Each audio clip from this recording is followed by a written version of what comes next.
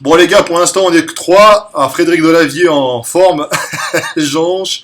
Bon, Gundil hein, qui est en position PLS parce qu'il vient de faire une série. Il a mangé. Je viens de faire les cuisses. Ah ouais. Ah puis toi ça rigole pas quand tu fais une série, tu rigoles pas. Hein. Ah non, Moi, je vais les faire aussi après. Ah. je finis l'entraînement. Ah bah. Des fois, je bouge, hein, c'est pas grave. Hein. Ouais mais tant qu'on t'entend parce que si tu t'éloignes trop après on t'entend plus. Hein. Et ouais donc alors le doc il va arriver, hein, il a des soucis de technique avec son PC qui fait des mises à jour, je sais pas trop quoi. Donc on va lancer un Tipeee pour acheter un PC pour le doc. Donc quoi, Doc, ça rapporte pas autant finalement. C'est clair. Ouais, ils font tout ça actuellement, ils font des Tipeee. Eh oui, allez, ça marche. Faut en faire aussi des Tipeee les gars. Hein. Non, moi j'en Oui, fais pour pas. moi. Moi je travaille. T'as du travail, bah c'est bien. Moi en plus ça me branche pas les Tipeee. Hein. Voilà, pour un projet vraiment concret, mais bon. Ouais, vraiment pour un truc lourd. Ouais. Faut que je change ma voiture. Faut faire Ah, la petite- ah ouais, elle a combien de bandes ta caisse là? Je sais pas, 100 000. Ah ouais, tu fais que ça toi aussi, tu voyages dans toute l'Europe. Ouais. Oh, elle est bien ma voiture, c'est une 4x4, elle est correcte. Hein. Oh. C'est balèze. Hein. Ouais. Ça tient beaucoup, ça. 100 000, c'est pas beaucoup pour la mienne. Ouais, Mais t'enregistres là? ouais, j'enregistre Ouais. hein. Parce que pour l'instant, c'est quand même assez inintéressant. Bah ouais, parce que tu parles pas, c'est pour ça. Bon, on va lancer un thème. Ouais, la méthode de Lavier, toi alors, le bouquin là, il sort quand là? Justement, je voulais en parler. Quel livre? Lequel? D'après toi, celui qui est très très très attendu par les fans. La méthode de Lavier Écrit 3. par Michael? Hein? Je laisse écrire Michael. Vas-y, Michael, alors. Je l'aide pour quelques articles de bioméca. Je voulais dire, comme ça. Alors, on n'a rien signé encore, mais comme ça se finalise, je lance un appel, puisqu'on aura besoin de plusieurs modèles. Donc, vu le budget qu'on a, il faudra que la personne et les personnes soient sur la région parisienne, parce que on ne peut pas payer des déplacements. On a un budget macronien D'accord. d'éditeur pour faire les photos. Donc, Il est de combien le budget? 2000 euros. Mais je me demande si c'est pas avant CRDS, CSG, et puis je sais plus ce qu'on a à payer en plus comme en tant qu'auteur. Donc c'est pas énorme. Ah ouais, On effectivement. pas? Mais j'aimerais bien avoir le temps de parler.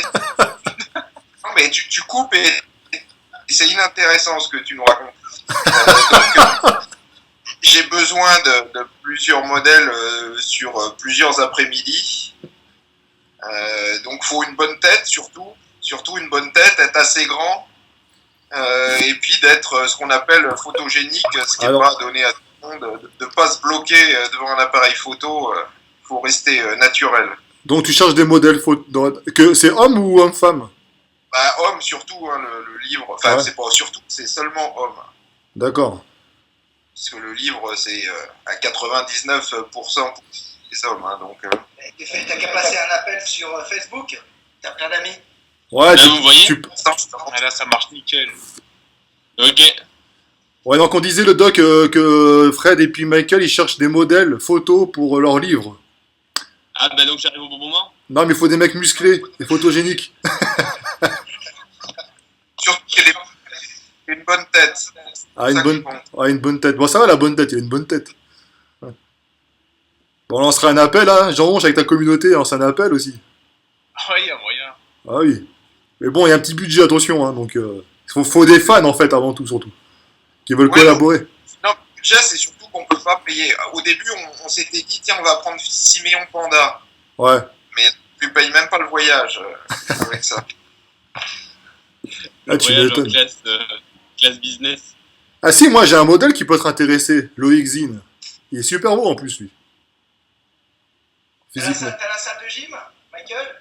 Entre autres, ouais, parce que de toute manière, il faudra que je en Espagne. Ah, J'en mais ai déjà fait je- au Fibo. je tiens au courant, Michael, parce que mon pote, là, Loïc Zine, je t'avais déjà montré les photos, c'est un super physique, lui. Il serait intéressé. Hein. Tu vas faire les photos, tu vas les faire où? Je vais finir chez moi et on va finir en Espagne. Et, dans une salle que tu auras. J'ai besoin de machines très particulières. J'ai pas besoin de machines qui ont 20 ans d'existence. Et en Espagne, ça sera le même modèle ou ça sera juste les machines que tu fais? Non, bah, ce sera pour montrer le mouvement sur la machine. Ah, d'accord.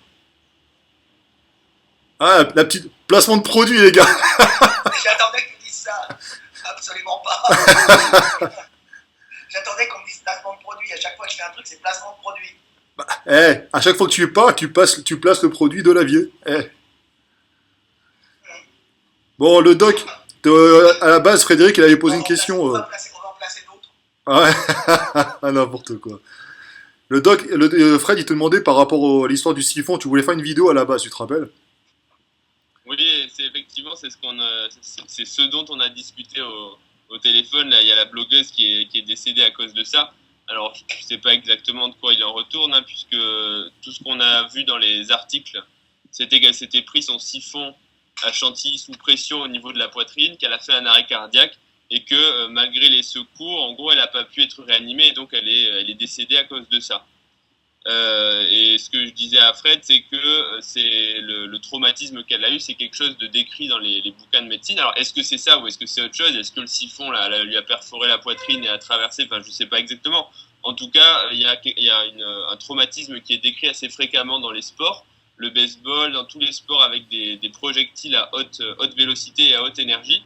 C'est qu'en fait, quand le projectile il tape au niveau de la poitrine, s'il tape dans la mauvaise phase du cycle cardiaque, donc le cycle électrique cardiaque, il y a la contraction, la relaxation, et donc si le choc se produit au mauvais moment, hein, c'est de l'ordre de quelques millisecondes, hein, et ben le cœur peut faire ce qu'on appelle une fibrillation ventriculaire et donc un arrêt cardiaque. C'est Voilà, quoi ça vibre, ça veut dire, c'est ça?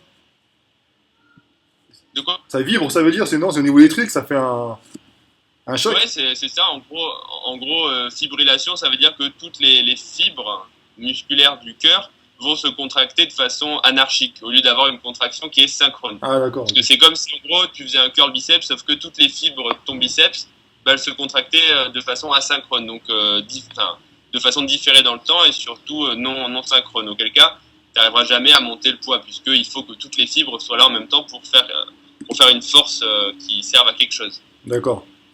Voilà. Donc, est-ce que c'est ce qu'elle a eu? Je ne sais pas. En tout cas, c'est une blessure au sport qui est rare, mais qui est grave et qui est décrite. Alors, faut expliquer que, en général, on peut maintenir la personne en vie jusqu'à l'arrivée des secours, et ça d'une façon quasiment indéfinie, hein. Infinie plutôt. C'est-à-dire qu'on peut, en faisant un massage cardiaque et en faisant du bouche à bouche, on peut maintenir l'oxygénation du cerveau et qu'elle ne meure pas, qu'il n'y ait pas de mort cérébrale. Ouais, virtuellement, effectivement, on peut.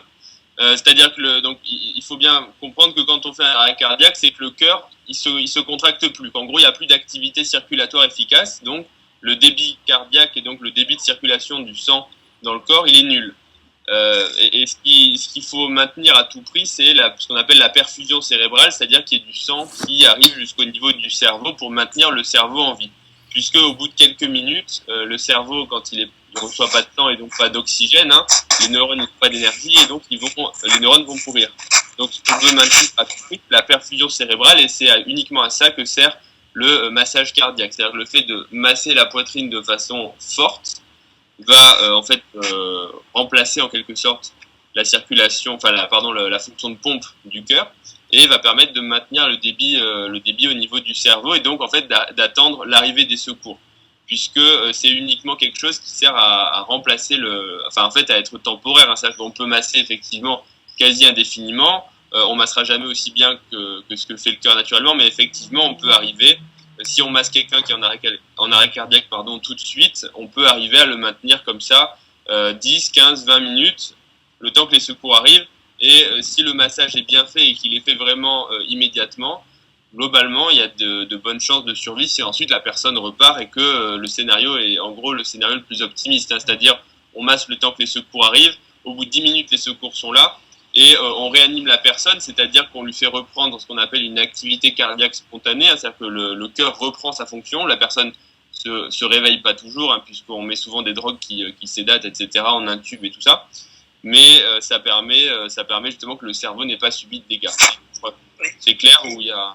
Il faut expliquer un truc, c'est que le massage cardiaque, c'est un truc vraiment de bourrin, hein. Il faut pas se dire je vais pas y arriver, tout ça, hein. C'est-à-dire tu te mets à côté du mec et tu lui fais... alors il y a des protocoles selon les pays qui varient, hein, mais tu lui fais, attends je tourne un peu le truc, tu lui fais dans le genre 5 pression pression extrêmement puissante sur la cage thoracique. Alors, faut faire attention, si c'est une petite vieille, tu vas lui casser la cage, tu vois, mais en général, si c'est un sportif, ça va. Hein. Et après, tu lui souffles dans la bouche. Tu vois, la tête portée en arrière, un peu pour dégager les voies respiratoires. Et tu souffles. Alors, c'est un peu, ça fait tout le temps peur pour les maladies. Alors, si tu as sa copine, elle est là, ou son copain, tu dis de le faire à ta place, parce que c'est toujours un peu dégoûtant à cause des maladies, on ne sait jamais, ça peut passer. Mais en tout cas, tu peux y aller. Et puis là, c'est vraiment un truc, il n'y a pas à se poser de questions. De toute façon, il va mourir. Hein. Si t'es pas là. Il est déjà mort, hein, d'ailleurs. Quand tu es en arrêt cardiaque, c'est que on te ressuscite. Mais il va mourir cérébralement, je veux dire, après. Voilà, cérébralement, ouais. Donc, tu fais tu vas comme un bourrin, tu paf, paf, paf, paf, tu vois. 5, ça envoie, c'est comme une pompe, ça envoie dans tout le système cardiovasculaire, ça t'envoie ça au cerveau, le sang qui oxygène, et après tu refais une bonne pulsation dans les poumons, et, tu vois, à fond la caisse, et hop, pop, pop, pop, pop. Alors tu peux le faire, alors les mecs, je sais plus combien ils disent maintenant, je crois que avant c'était de 5 de mon époque. Mais le protocole, il paraît que maintenant c'est 10 ou 15. Maintenant, si tu es en extra-hospitalier, c'est-à-dire que tu n'es pas dans une structure médicalisée, en gros que tu trouves quelqu'un dans la rue, il faut juste masser. Ouais, c'est ce qu'on m'a dit aussi. Ouais. Pour tenter de masser, il ne faut plus faire le bouche à bouche, puisque on considère que tu as des réserves d'oxygène à peu près pour 5 minutes, si on fait une grossière approximation. Donc en fait, il faut que tu appelles les secours. Il faut que tu appelles les secours et que tu masses. Parce que, en fait, si tu commences à te disperser, à faire massage, ensuite un peu de bouche à bouche, tu perds du temps et ce qui est vraiment important, c'est le massage. Donc, appeler les secours et masser. Et s'il y a quelqu'un d'autre avec toi, effectivement, on peut faire le bouche à bouche et se relayer sur le massage. Mais si tu es tout seul, c'est vraiment le massage. Et appeler les secours. Hein, parce que, encore une fois, tout seul, on fait rien dans un arrêt cardiaque. Tout seul, on peut masser, c'est très bien, mais la personne, elle va pas repartir. Hein. C'est ça qu'il faut bien comprendre. Il faut du médical, il faut des drogues, il faut d'autres protocoles, etc. Il faut pas oublier. Comme ça, j'avais eu un drogué quand j'étais jeune qui a fait un arrêt cardiaque au flunch. Je me souviens avec sa copine. Il se prenait un truc. Et arrêt cardiaque, le mec, il mourait, quoi. C'était horrible. Alors j'y suis allé, puis moi à l'époque, c'était la grande panique du sida. Alors c'était un drogué, j'ai dit à la copine souffle, parce que moi, j'ai pas trop envie. Et moi, j'ai fait le massage cardiaque. Le mec, on l'a tenu un quart d'heure, 20 minutes, il est reparti en marchant avec les pompiers. Hein. Elle avait fait un malaise. Oui, mais cardiaque, cardiaque. Hein. Mais c'était ça drogue. Si tu l'as massé pendant 15 minutes et qu'il n'a pas bronché, c'est probablement effectivement qu'il était mort. Hein, parce qu'un massage cardiaque, ça fait mal. Ouais. Pour en avoir vu pas mal, moi aussi, tu vois, je peux dire que c'est impressionnant. Hein. Et je fais juste une autre parenthèse, j'en profite, hein, c'est la minute prévention, là on est hors de la muscu, mais s'il y a quelqu'un qui s'écroule en arrêt cardiaque au restaurant, faut vraiment penser asphyxie et corps étranger, genre le bout de viande qui est passé de travers et tout ça, parce que en réanimation, on avait une fois ou deux récupéré des gens, notamment une fois, hein, c'est assez dramatique, une personne qui est tombée au restaurant, les gens ils ont fait le massage cardiaque et tout ça. Le temps que les secours arrivent, c'était un peu loin de Paris, il a fallu à peu près 25 minutes. Et en fait, le mec s'était étouffé avec un bout de viande, hein, et personne n'a pensé à enlever le bout de viande, alors que le mec, il aurait suffi de lui faire ce qu'on appelle la manœuvre de Heimlich. Ouais. C'est en gros une très forte pression au niveau de l'abdomen. Ouais, c'est ça. Je sais pas si vous me voyez. Non, on ne me voit pas, t'es coupé. Moi, je vais le faire. Tu te mets par derrière, le mec, tu le chopes à ce niveau-là, au niveau du ventre, juste au niveau du diaphragme. Tu le préviens pas, et à ce moment de toute ta force, alors surtout si t'es un bon bodybuilder, t'es costaud, tu fais bam, un grand coup en le prenant comme ça, tu enfonces les mains comme ça, et à ce moment-là il va souffler, et tu fais une hyper pression au niveau de l'abdomen. Ouais, ça fait pression, ça éjecte. Vers l'extérieur, qui va dégager les voies respiratoires. C'est pour ça, faites des formations, c'est gratuit, les formations chez les pompiers et tout. Faut pas se faire chier. Je catabolise, sinon merde. Non mais les formations, il faut que les gens les fassent, hein, parce que c'est gratuit, hein, les secours là, chez les pompiers et tout, là, c'est intéressant à faire ça. Moi justement, je parlais, là j'étais allé en Pologne faire une formation muscu, tu sais, c'est mon copain Grégory qui a monté le hussard là-bas. Alors ils font des formations, tu sais, de revirilisation, mais c'est marrant avec tir, tout ça, et musculation en même temps, bah oui, parce qu'il y a la législation autorise. Mais alors, il a passé un truc qui est vachement intéressant, c'est qu'il a passé médecine de guerre, tu vois. Et ça, c'est super sympa, parce que ça t'apprend à agir rapidement sur sur des blessures. Alors en général, c'est des blessures par balle. Les mecs sont un peu limités parce qu'à la guerre, on ne trouve pas forcément justement les touchements, les trucs comme ça. Mais il nous parlait des hémorragies et justement, c'était super sympa parce qu'il y a des bases à prendre très très vite. Tu sais, tu peux tomber dans la rue avec quelqu'un qui s'est fait ouvrir la jambe par un accident pour faire un point compressif. Ouais. Tu vois. Alors en médecine de guerre, le but, c'est de faire un point compressif pour pas que le mec se vide, parce que quand le mec se vide de son sang, il fait une dépression, et donc il a plus de sang au cerveau. Au bout d'un moment, le cerveau il meurt, parce que c'est le cerveau qui doit rester en vie. Donc le but, c'est d'arrêter l'hémorragie le plus vite possible. Alors nous, on nous apprend, tu sais, à mettre le doigt sur la bonne artère, au bon endroit, tu sais, à la cuisse, tout ça. Et là, les mecs t'apprennent à être encore plus efficaces, puisqu'en général, on tire dessus, ton copain reçoit une balle, tu vois, donc c'est valable aussi entre attentats et tout. Donc se protéger, et en même temps, tu vois, arrêter l'hémorragie. Et le coup du genou, c'est génial, parce qu'en général, les hémorragies, c'est à la jambe. Tu tapes sur la cuisse à cet endroit-là, tu sais, c'est montré sur le jean, voilà. En intérieur, tu sais, où il y a l'artère fémorale, pour bloquer le truc à la base, tu mets le genou dessus, paf, à fond, tu vois, quand tu as une ouverture, et à ce moment-là, les mecs, eux, ils tirent pour se protéger, et après, ils retirent. Mais là, toi, tu peux prendre ton téléphone portable et appeler secours, tu vois. Le truc qui devrait être intégré dans toutes les formations, hein, appeler les secours en arrêtant une hémorragie. Bah, tu vois, ça se fait maintenant, parce qu'on a tous un petit portable maintenant sur nous. Ouais. Donc c'était une formation qui était sympa, et tout le monde devrait faire ces formations-là, comme tu as dit, elles sont gratuites. Alors, pas la médecine de guerre, pas la médecine d'intervention en zone de guerre, ou en zone rouge, mais tout le monde devrait passer ces formations. Elles sont offertes effectivement par l'État français. Alors, nos impôts, on n'a pas qu'à payer les connasses des présidents ou des trucs comme ça. On peut aussi payer des trucs intéressants comme ça, et on a vraiment le secours, comment ça s'appelle, la Croix-Rouge française, ou d'autres organismes, je pense, qui organisent ça, qui sont vraiment très très très bien. Jean-Ronge. Tu as passé, tu en as toi? Ouais, moi j'ai. Et Jean-Ronge, en Belgique aussi, t'as des formations ou pas à l'école de ça, là? Ouais, vite fait. Moi, j'en avais fait parce que j'avais fait des études en éducation sportive. Ouais. Et donc, on avait la base vraiment des premiers soins en cas de blessure ou quoi. Ouais, c'est niveau 1, quoi. Vraiment la base, quoi. Ouais. D'accord. Bon, ok. Tiens, écoute, on va commencer les questions parce qu'on va réveiller Gundil. Gundil, ce qu'il aime, c'est la musculation. Ouais, t'inquiète pas, voilà. Et alors d'ailleurs, il y a plein de questions intéressantes. Merci à tous ceux qui les ont posées. Ouais, tu veux en choisir une, Paul? Et en fait, j'ai peur que si j'ouvre Facebook, mon PC il plante. Non, vas-y, c'est bon, tente pas. Vas-y, laisse. Alors. Ah merde. Non. J'ai ouvert. Bah, ferme-le. Je te jure. Vas-y. Bon, il y a un mec qui a posé des questions, là. Il faut que quelqu'un réveille Gundil, là. Ah, mais nous aussi, on peut le faire. Vous parlez ou pas? Populaire. Gundil, y a-t-il une shape? Gundil, il y a une question pour toi, là. Il y a un mec qui dit « Pourquoi quand je fais des grosses séries de squats, ça me fout la gerbe? C'est souvent au point de ne pas pouvoir boire ni d'eau ni de Pepto Pro. » Attention à la réponse. Hein.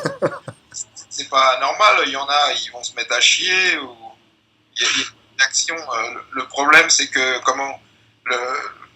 normalement, au repos, tu as tout ton sang dans le système digestif. Enfin, tout, non. Mais le sang, il tourne dans le système digestif et très peu dans les muscles. Tu te rends compte que quand tu fais ou les bras ou les cuisses, n'importe quel muscle, il se met à gonfler le muscle. Ce qui prouve qu'il y avait peu de sang dedans. Alors, il y en a toujours, mais peu. Et si tu as tout ton sang dans les cuisses, comme les cuisses c'est gros, faut bien qu'ils viennent de quelque part. Donc ça peut poser des problèmes assez graves de système digestif ou des trucs assez inattendus parce que tout le système digestif se met à manquer de sang. Ouais, moi j'ai souvent des nausées, genre quand je fais cuisse, pas ailleurs, mais cuisse, ça me fout la nausée parfois. Tu peux avoir mal à la tête, il y en a, ils se mettent à chier. Ah, j'ai déjà vu ça. Je te jure, j'ai déjà vu ça une fois, un mec qui s'est chié dessus. Oui, non, mais attends, les mecs rigolent parce que je vomis, etc. Mais si tu t'es jamais chié dessus, c'est que t'as jamais poussé des grosses barres, hein, je le regrette. Ah bah non, moi je suis un seul, de toute façon. Il y a aussi la pression interne, il n'y a pas que le fait d'avoir le sang qui part, il y a aussi la pression que tu mets sur le bide, hein, avec la ceinture, avec tout, et le poids sur le dos. Ah oui. Mais, ça aide quand même à évacuer les... Ça, c'est... tu te chies dessus pendant une série, mais je parle de gens qui vont chier ou qui sont malades ou qui chient du sang après. pisse du Ouais, sang. c'est l'ischémie digestive, hein, le manque de sang. Bon, c'est des cas extrêmes, mais c'est vrai que c'est possible. C'est pas des cas Notamment, c'est dans les sports de comment c'est alors c'est d'endurance. Hein. Ouais, dans les sports d'endurance, les marathoniens et les ultramarathoniens, c'est assez connu apparemment comme pathologie. Mais effectivement, ouais, Fred, il a bien Sûrement dans le rajouté. crossfit aussi. Les deux là. Pisse au crossfit. Fred, Non, il mais a il y a rajouté. l'hyperpression en powerlifting, Ouais, on a souvent ça. On a souvent ça en powerlifting. Hein. non mais On a souvent les mecs qui par hyperpression ou renvoient ou vomissent parce qu'ils les avaient un peu bouffés, il leur reste un peu de la bouffe, donc tu as une pression et tu commences à gerber tout ce que tu as ou bien tu te chies dessus. Mais même les femmes qui se pissent dessus, c'est connu. Hein. oui, non mais deux choses quand même, c'est après pendant la série Et après, Et après, ouais. il y a les D'accord. douleurs à la tête. Des fois, il y en a, moi, qui me disent j'ai mal à la tête après avoir fait du squat. Ils ont des migraines. Alors, Il y en a, ça, ils ont la névralgie Le doc. d'Arnold, je sais pas, un truc ainsi. dans la c'est méditation, la tu te bien Le doc, les migraines après le squat ou le soulevé de terre lourd, c'est quoi? bah, le mal de tête, de façon générale, c'est probablement lié à l'hyperpression veineuse en fait au niveau du cerveau, parce que quand tu soulèves lourd, que ce soit le squat ou le soulevé de terre, donc comme tu as dit, tu bloques la respiration. C'est des efforts à glotte fermée, tu augmentes beaucoup la pression artérielle et surtout tu bloques le retour veineux au niveau de ce qu'on appelle le cœur droit. Donc tu as tout le sang qui s'accumule au niveau des jugulaires. Hein. On Ouais, peut ça voir gonfle. les jugulaires qui gonflent Ouais. hein, pendant qu'on se soulève, et donc en fait tu as la pression au niveau des veines du cerveau qui va augmenter, et donc ça va faire un petit peu, ça va irriter, on va dire, le cerveau, et donc c'est tout simplement pour ça que tu peux avoir mal à la tête après un squat, mais que tu verras rarement un mal à la tête après genre du leg extension, quoi, parce que c'est pas des mouvements où tu retiens ton souffle. Mais on a même des accidents vasculaires graves en lourd, en powerlifting par exemple. Mm. Alors, Ouais, ou des ruptures de il y a l'aorte, ça en général, carrément. les mauvaises conformations avant, si tu veux, congénitales souvent, hein, et on peut avoir des petites artères, des petits vaisseaux qui pètent un peu partout. Alors quand c'est juste des petites veines qui pètent sur la poitrine, tu sais, les powerlifters ils sont tout rouges avec de la coupe rose, avec les veines qui ont pété par hyperpression, ça fait péter les capillaires, mais on peut aussi avoir des petites artères qui pètent. Alors quand c'est une petite artère dans un coin, ça se voit pas. Mais on avait eu un cas comme ça d'une fille en championnat, je crois, de France, je ne me souviens plus, qui avait eu une artère dans la rétine qui avait pété, une petite artère. Ce qui donne une zone de cécité dans l'œil, ce qui est un peu gênant. Tu demandes à un champion français de développer couché qui a eu ce problème assez grave. Voilà, tu vois, parce que Ça, c'est tout ce qui est hypertension artérielle, hein, l'hémorragie au niveau du nez, enfin le saignement de nez, les yeux qui deviennent rouges, et effectivement les déchirures de rétine. Ou là, ce que tu as dit, c'est déchirure de l'artère de la rétine, ouais, c'est pareil. Mais moi, on m'a dit qu'il Enfin, fallait, c'est pas pareil, mais... on m'a dit qu'il fallait se forcer à respirer justement quand tu soulevais lourd. Tu sais, fallait pas trop bloquer, faut se forcer. Ouais, mais Bah, si tu fais ça, tu vas pas bien loin en championnat, je pense. Ouais. voilà, tu vas pas rigidifier ta cage thoracique et tout ton buste, et tu vas t'affaisser au niveau de la colonne vertébrale. À ce moment-là, effectivement, tu vas peut-être moins monter en hyperpression, mais tu vas flinguer toutes tes vertèbres. Ah oui, donc... C'est pas revenir la colonne vertébrale. Donc, Quel dans les deux cas, sport de con quand même. tu risques la rupture de vaisseau par hypertension dans les vaisseaux, ou tu risques de te faire éclater le dos et particulièrement les disques intervertébraux, puisque ça va s'arrondir, et à ce moment-là, il va y avoir une pression à l'avant du disque intervertébral, et toute la pression va chasser le noyau pulpeux, le liquide qui est à l'intérieur, qui va faire une pression. S'il y a une petite dégénérescence, ça va faire une protrusion externe qui va te comprimer plus ou moins fort ton système nerveux, quoi. Les nerfs qui sortent de ton rachis à l'arrière. Et tu peux, ça s'appelle une hernie, hein. Et à ce moment-là, tu peux avoir une sciatique. Alors ça dépend où c'est, mais en général, c'est une sciatique. Et puis à ce moment-là, c'est un peu gênant. Bon, alors vous préférez avoir une sciatique, les gars, ou alors une attaque cérébrale? Exactement, il faut choisir. Ouais. De la pied 2, ce n'est vrai que pour les gens qui ne font pas de sport et qui sont débutants. Les champions ont des mécanismes de protection qui se mettent en œuvre, et c'est moins dangereux de bloquer que de ne pas bloquer. Ok. Oui. Alors, Mais ceci dit, moi j'ai vu des champions profite, partir avec des profite problèmes à qui cardiaques, hein, avec des infarctus, quoi. J'ai Ah vu oui. moi des championnats avec des mecs faire des infarctus. Hein. Ouais, le doc, tu disais. Oui, je vais rebondir. Il y a une question qui allait dans ce sens-là. Je sais pas si elle m'était posée. Le mec, il dit si on a une dilatation de l'aorte, est-ce qu'on peut faire de la muscu modérément? J'ai plus l'intitulé exact de la question, Tu veux que je la retrouve? mais ça se rapproche un peu de. De quoi? Tu veux que je te la retrouve, la question? Attends. Ouais, ben, en gros, c'est ça. Le mec, il dit est-ce qu'on peut faire de la muscu quand on a une dilatation de l'aorte? Ouais. Donc, la dilatation de l'aorte, donc c'est l'artère principale, hein, juste à la sortie du cœur, et effectivement, il y a des risques, on l'a dit, de dissection aortique, c'est-à-dire que l'aorte, c'est pas une explosion, c'est pas que l'artère elle se fissure, ça c'est dans le cas massif où tu as une rupture totale de la paroi, mais souvent c'est une petite déchirure au niveau d'un des feuillets, puisqu'il y a plusieurs feuillets.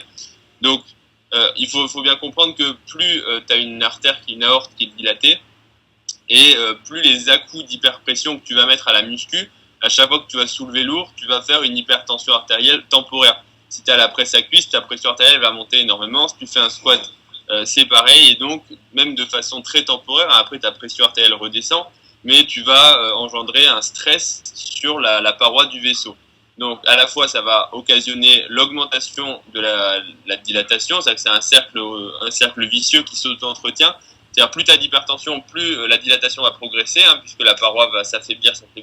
Et au bout d'un moment, tu vas faire l'hypertension de trop, hein, et puis ça va se rompre. Donc la réponse, est-ce qu'on peut en faire modérément? Bon, toujours pareil, modérément, ça dépend où tu cases le modérément, mais clairement, c'est pas un sport à conseiller si tu as une dilatation de l'aorte. C'est même contre-indiqué d'ailleurs, hein, pour ces raisons-là. C'est-à-dire que tu vas pouvoir en faire un petit moment, et puis un jour, tu sauras pas pourquoi, tu auras mal dans la poitrine, et donc voilà, au cas par cas, on peut pas dire, hein. Enfin, c'est pas certain que ça va t'arriver, mais moi, je prendrais pas de risque. Je ferais plutôt un sport endurance. D'accord. Et Gundil pourrait conseiller l'unilatéral, puisqu'on ne pompe que sur un côté. Tu vois, de l'unilatéral, pas trop lourd. Si vraiment Ouais, on veut maintenir effectivement, tout ce qui ne ferait pas augmenter la pression artérielle, donc déjà contre-indication de tout ce qui est effort à glotte fermée, hein, dès que tu vas, comme on a dit, pousser, c'est pas bon. Et ensuite, tout ce qui va faire que tu soulèves lourd. Donc c'est vrai que l'unilatéral, à la limite, ce serait une bonne façon, si tu respires pendant que tu fais l'exercice, de maintenir ta pression artérielle normale. Pas forcément, mais en tout cas, il est pas possible, quoi. C'est-à-dire d'arriver à faire un travail musculaire important sur un muscle travaillé sans faire monter la pression trop. C'est ce que fait Gundil à l'entraînement. Gundil, pour l'avoir vu s'entraîner dans l'intimité, il aime beaucoup l'unilatéral, ce qui lui permet, en fin de compte, de travailler relativement lourd, sans s'épuiser non plus, tu vois, et sans monter en hyperpression.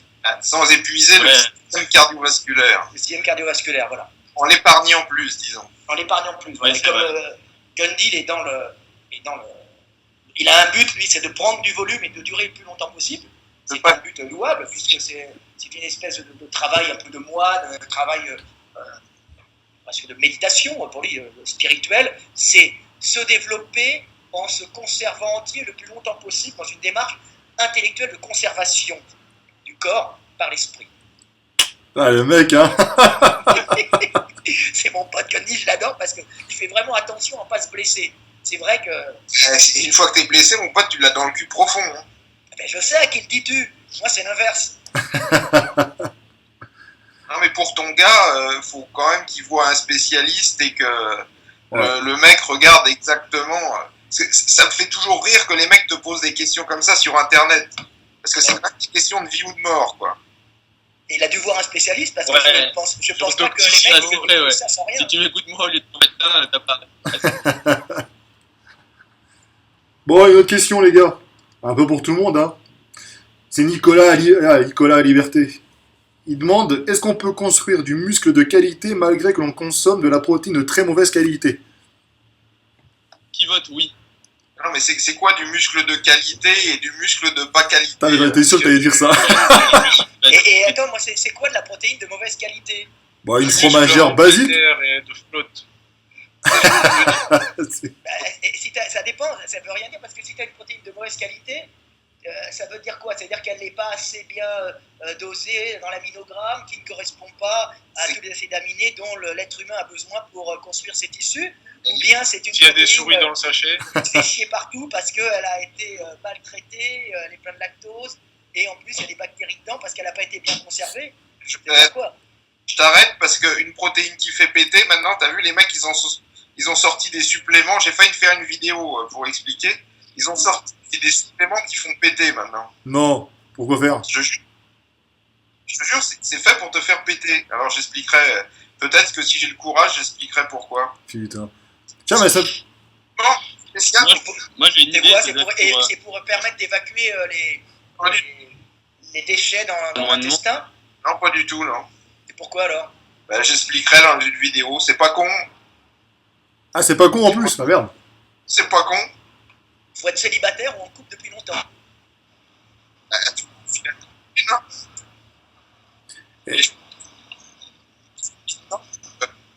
J'entends. Ça, c'est un j'entends bug. pas. Ça, c'est sûr que ça marche. Et justement, ta vidéo là, putain, elle est pas rassurante, hein, ta vidéo que t'as fait, la Gundil là. Maintenant, tout est synthétique, maintenant, le curcuma, maintenant, ça y est. Non, mais c'est les plans. Parce que ça fait longtemps que les suppléments sont synthétiques. La créatine, c'est synthétique. Ouais. La créatine, ça pourrait être entre guillemets naturel, mais ça ne l'est pas. Mais personne ne te vend de la créatine en disant c'est de la créatine naturelle. Après, c'est comme la caféine. La caféine, personne. Enfin, il y a certains qui vendent de la caféine naturelle, mais on te file du synthétique. Le problème, c'est sur les plantes. Les plantes, ils les vendent sous-entendu, comme c'est une plante, c'est naturel. Mais la molécule active de la plante est tellement chère, si tu l'extrais de la plante, que les mecs, pour la faire en laboratoire, ils te vendent un produit synthétique. Mais ils te vendent un produit synthétique en me disant que c'est quand même naturel. C'est ça le problème. Parce qu'on m'a dit, ouais, tu balances des trucs de science, c'est pas du tout de la science, c'est du marketing. Tu prends du marketing vidéo, il y en a que l'aspect marketing de la chose. Et les gens, là j'avais mis un exemple avec la théanine, donc un extrait de thé qu'ils vendent, et ils le vendent fort cher, et il n'y a pas de théanine naturelle, c'est que du synthétique. D'accord. Et c'est produit comment, ces trucs-là, synthétiques? C'est chimique, donc par réaction chimique, avec des molécules qui viennent d'où à la base? C'est souvent de la fermentation, après c'est pas ma spécialité, mais ce sont des produits, c'est comme la caféine, c'est rien. Mais après, il y a des gens qui vont pouvoir te le dire, ça, mais ça n'a pas grande importance non plus. Ok. C'est intéressant de connaître le processus qui fabrique les choses que l'on va avaler, quoi. Déjà, si tu n'as aucune connexion, si tu ne sais pas du tout de quoi ça. T'en entends plus trop, Gundil. Gundil, là, ça coupe. Est-ce que vous entendez tous Gundil? Moi, j'entends pas. Non, ça coupe, ça assure. Non, je pensais que c'était ma connexion. Moi. Ouais, Je m'étais dit merde, je rame encore. Mais ouais, c'est ta connexion à toi en fait qui fait chier tout le monde. Gundil, pour un pro, ça va pas, là, la tenue, la connexion. Alors attends, on va faire un Tipeee pour Gundil aussi pour un PC. Mon PC, je peux te dire qu'il fait plus de 1000 euros. Ah ouais, mais en quelle année aussi? 1000 euros, moi, c'est une soirée avec une copine. Il n'y a pas longtemps. Ah ouais, merde. Ouais. Mais non, c'est pas. Comment j'ai l'impression que c'est d'avoir tout le monde, ça bouffe un peu de la. Ouais, ça doit être ça. Ça doit être ça. Ouais, c'est la base. On a appris. Il faut jamais être debout quand on est assis. Il faut jamais être assis quand on peut être allongé. C'est la base de la musculation. Puis là, t'as fait les cuisses. Hein. Tu as interrompu ma séance cuisse. Ah, putain. Eh, vous avez intérêt d'acheter les bouquins, les gars, parce que ouais, regardez ce qu'il doit faire comme effort. Hein. J'aurais pu me niquer les genoux pour une série de plus. Ah, mais on est l'équipe prévention, nous. Alors. C'est important, hein. Bah oui. Et toi, Jean-Honche, alors, une protéine de qualité, t'en penses quoi, après toi? C'est, ça fait du muscle ou? Ça fait du muscle de qualité. De qualité, c'est ça l'interrogation qu'on avait. C'est quoi un muscle de qualité? C'est un muscle sec. Ah, voilà. Eh, tu rigoles, on va poser la question encore là-dessus. Hein. Comment faire du muscle sec? Est-ce qu'il y aura un seul podcast où on parlera pas de muscle sec? Je sais pas. Ah, ça, je Mais sais c'est pas. vraiment une obsession la sèche actuellement. Ah ouais, Les gens deviennent fous avec ça. c'est Bon, ceci l'été. dit, est-ce qu'on peut parler d'Olympia? Gundil, des pronostics pour Olympia? Bah, j'ai pas de pronostic, en plus j'en ai rien à foutre réellement. Cette année, Phil Is encore premier. J'ai vu Big Ramy Ouais, aussi, je hein, il pense. est énorme là. Ouais, non, mais le problème c'est que les mecs ils sont énormes, mais ce qui compte, ce qui va faire la différence entre le premier et le 10e, c'est la sèche. Donc tu peux toujours être énorme, Je crois que c'était sponsor, moi, qui faisait la différence. moi je crois pas, mais Moi, j'espère que notre ami Beyeke va faire une bonne place, va nous faire un podium. Ouais. Il faut la Parce que sèche, vraiment, là, plutôt. là, c'est ça que j'explique. Il est quand même pas mal cette année. À l'Arnold, il était fort. Ouais, faut voir, hein. Moi, je suis déçu, en tout cas. Lebron, j'ai vu, là, il a mis une photo de lui torse nu, putain. La vache, Lebron. Il a quel âge? 50 ans au moins. Bah oui, là, mais... Je sais pas si t'as remarqué, mais elle est recoupée pile pour que ce soit impressionnant. Et, Ah oui, bah ça, évidemment. Évidemment, mais quand même, quoi. Ils vivent de leur image, les mecs. Et ce que j'aime, ce qui est particulièrement drôle, c'est que chacun dit cette photo a été prise comme ça par l'appareil et pas j'ai pas mis de filtre. Ah, c'est ce qu'il a mis, ouais. Si tu voyais la photo que t'as prise sans filtre, t'irais tuer le mec qui t'a vendu l'appareil photo. Toutes les photos, le filtre est automatiquement appliqué par l'appareil photo. Il y a que les appareils photo professionnels où tu peux leur demander de ne pas appliquer de filtre et tu t'aperçois que même quand tu leur demandes de ne pas appliquer de filtre, ils en mettent un. Ah, il disait que c'était un RAW, là. Ben oui, non, mais c'est pas un RAW que tu fais avec ton portable. Non, non, Et c'est pas même le portable. quand tu le mets dans le programme pour le déroiser, je sais pas comment ça s'appelle exactement, il t'applique un filtre. Faut le retirer pour. Mais si tu voyais la photo, elle serait terne, elle serait granuleuse, t'es obligé de. Il n'y a pas de photo sans filtre. Ouais. Ça n'existe pas. Je dis sinon. En tout cas, moi, pour avoir vu Beyeke là, quelque part, j'étais assez impressionné. Ah, moi, j'aime bien Beyeke, hein. Tu vois Big Ramy, il est énorme, tous ils sont énormes. Hein, y a Ils pas... sont énormes, mais la ligne de Beyeke est impressionnante. Parce qu'il est quand même, il a une belle ligne. Ouais. Tu veux ressembler à ça. Je dirais. Le problème, c'est que les mecs sont gros avec un gros ventre. La ligne, c'est pas joli parce qu'ils sont tous sur l'hypermasse.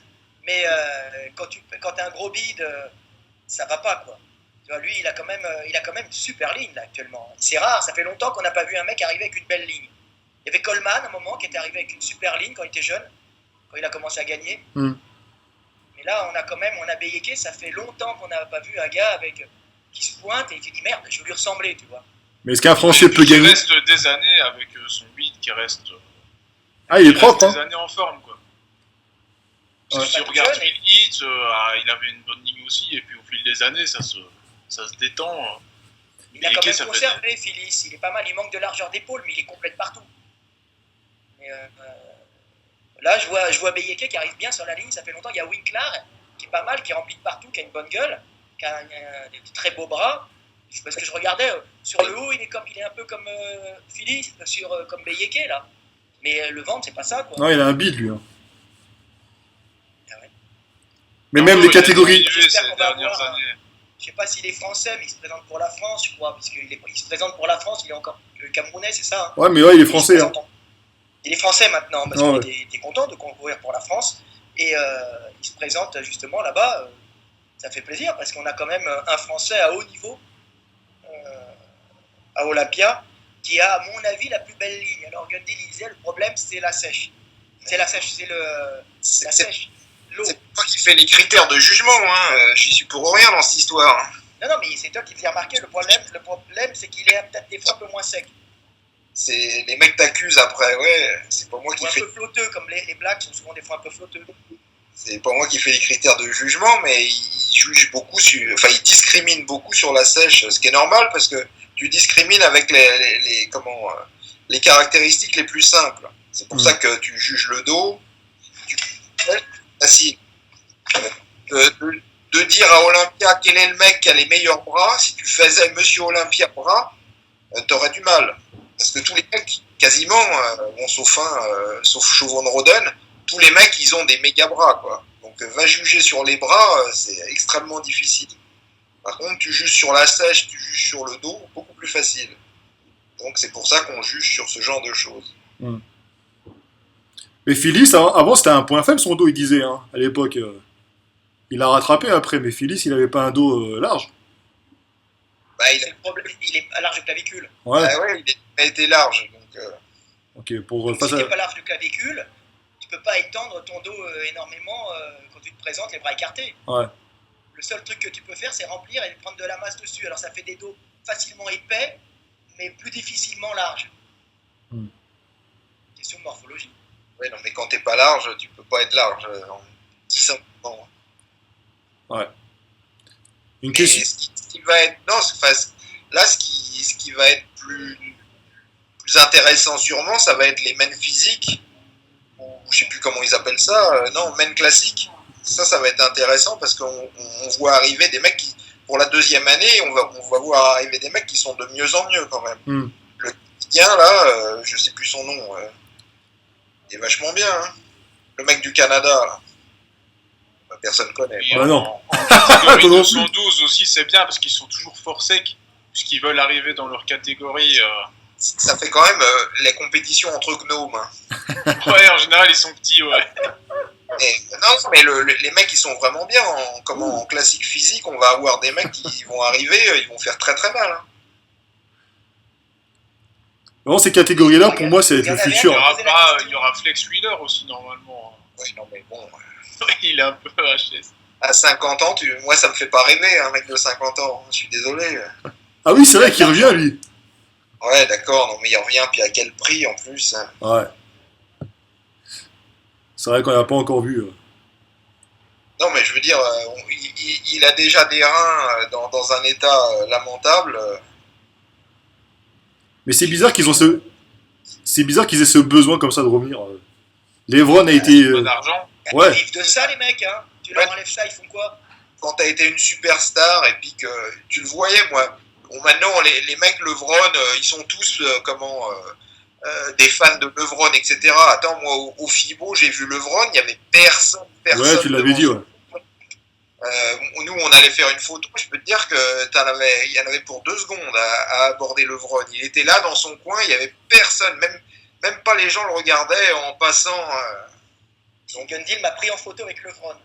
Quand tu as été une méga star, ça doit être un peu dur hein, d'être oublié comme ça en 2 temps 3 mouvements. Ah, parce que maintenant, il a gagné en popularité. Tu touches de l'argent. Tu peux payer ton assurance vie, Ouais, acheter une nouvelle voiture, rénover ta maison, je sais pas si. nourrir ton petit chien. Il a un bichon, c'est ça? Il a un bichon, Levron, comme petit chien, je crois. Génial. Ben, Je sais gens qui... si tu gagnes beaucoup d'argent, après tu reprends de la popularité, etc. Mais est-ce que sa marque, ça lui rapporte des mille et des cents? On a vu la marque de Phil Heath, ça s'est cassé la gueule. Et pareil, on dit Phil Heath, c'est les sponsors qui font gagner Olympia. Phil Heath, qu'est-ce qu'il a comme sponsor? Il en est où maintenant? Je crois qu'il en a pas. Hein. Ouais. Ils font du personal training, les mecs. Ouais, non, mais il gagne Phyllis, quand il gagne Olympia, il a de quoi voir venir. Après, il fait des séminaires. Mais il n'y a plus les marques qui poussent comme longtemps. Maintenant, il en a une, mais longtemps, Dexter, il n'avait pas de sponsor. Donc, les sponsors, ils se font de plus en plus rares et ils payent de moins en moins. Ah, parce que maintenant, les sponsors, ils vont de plus en plus vers le MMA, tout ça. Hein. Tu me posais la question à moi. Pourquoi Morgan Asté, on ne le voit pas à Olympia? Mais il n'a pas fait... Oui. C'est pas difficile. Il est énorme, les mecs disent il est énorme, mais pourquoi il ne va pas à Olympia? Alors, Gundil, tu as peut-être une réponse. Oui, parce que tu peux faire Olympia amateur, mais pour faire amateur, faire Olympia, il faut être professionnel. Puis il est même pas licencié FBB, je crois, on m'a dit aussi. Je sais pas, il l'a été en tout cas, puisqu'il Ouais. il a été champion de France IFBB. Donc, Ouais. Parce qu'il est énorme. En volume, c'est le plus gros que j'ai vu. il y en a plein qui sont énormes. Et Pour la ligne aussi, la sèche. il y a un mec qui disait les plus gros actuellement c'est en Iran. Mais comme ils peuvent pas sortir du pays, tu les vois pas beaucoup. C'est vrai, tu vois des photos, c'est impressionnant. Hein. Et il disait qu'il y avait un mec, il disait qu'il y avait un mec qui était en Iran qui était beaucoup plus gros que Big Ramy. Mais ça m'étonne pas, les mecs ils ont tous les produits, ils en ont rien à foutre.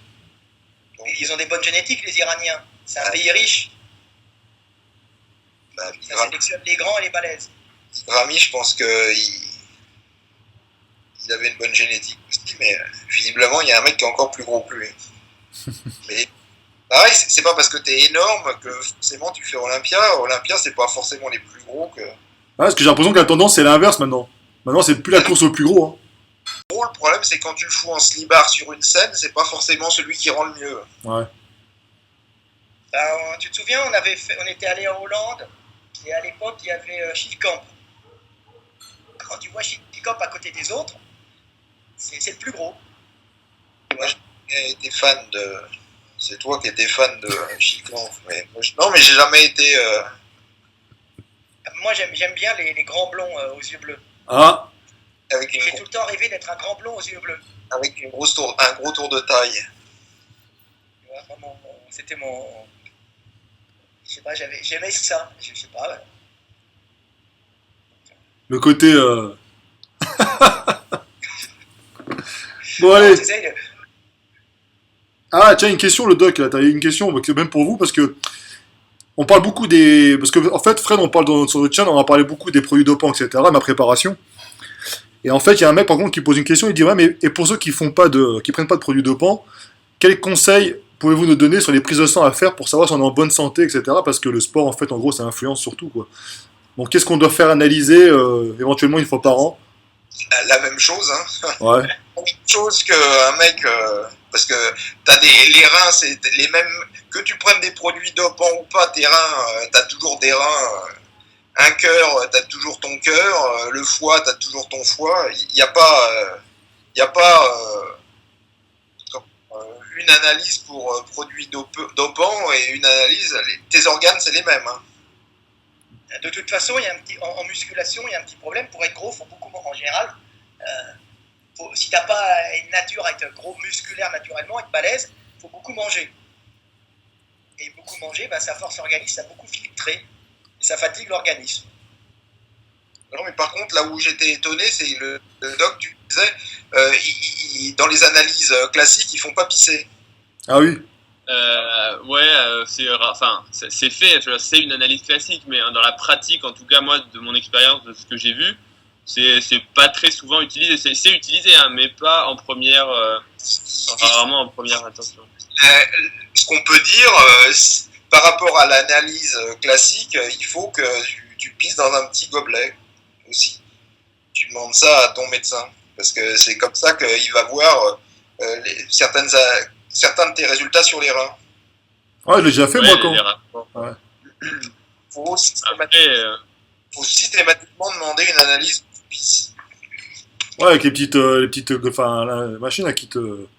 Alors ça c'est la bandelette urinaire, ça détecte le glucose dans les urines, l'albumine dans les urines. Et je crois que comment ça s'appelle, glomerular filtration rate, je crois que c'est comme ça que c'est mesuré.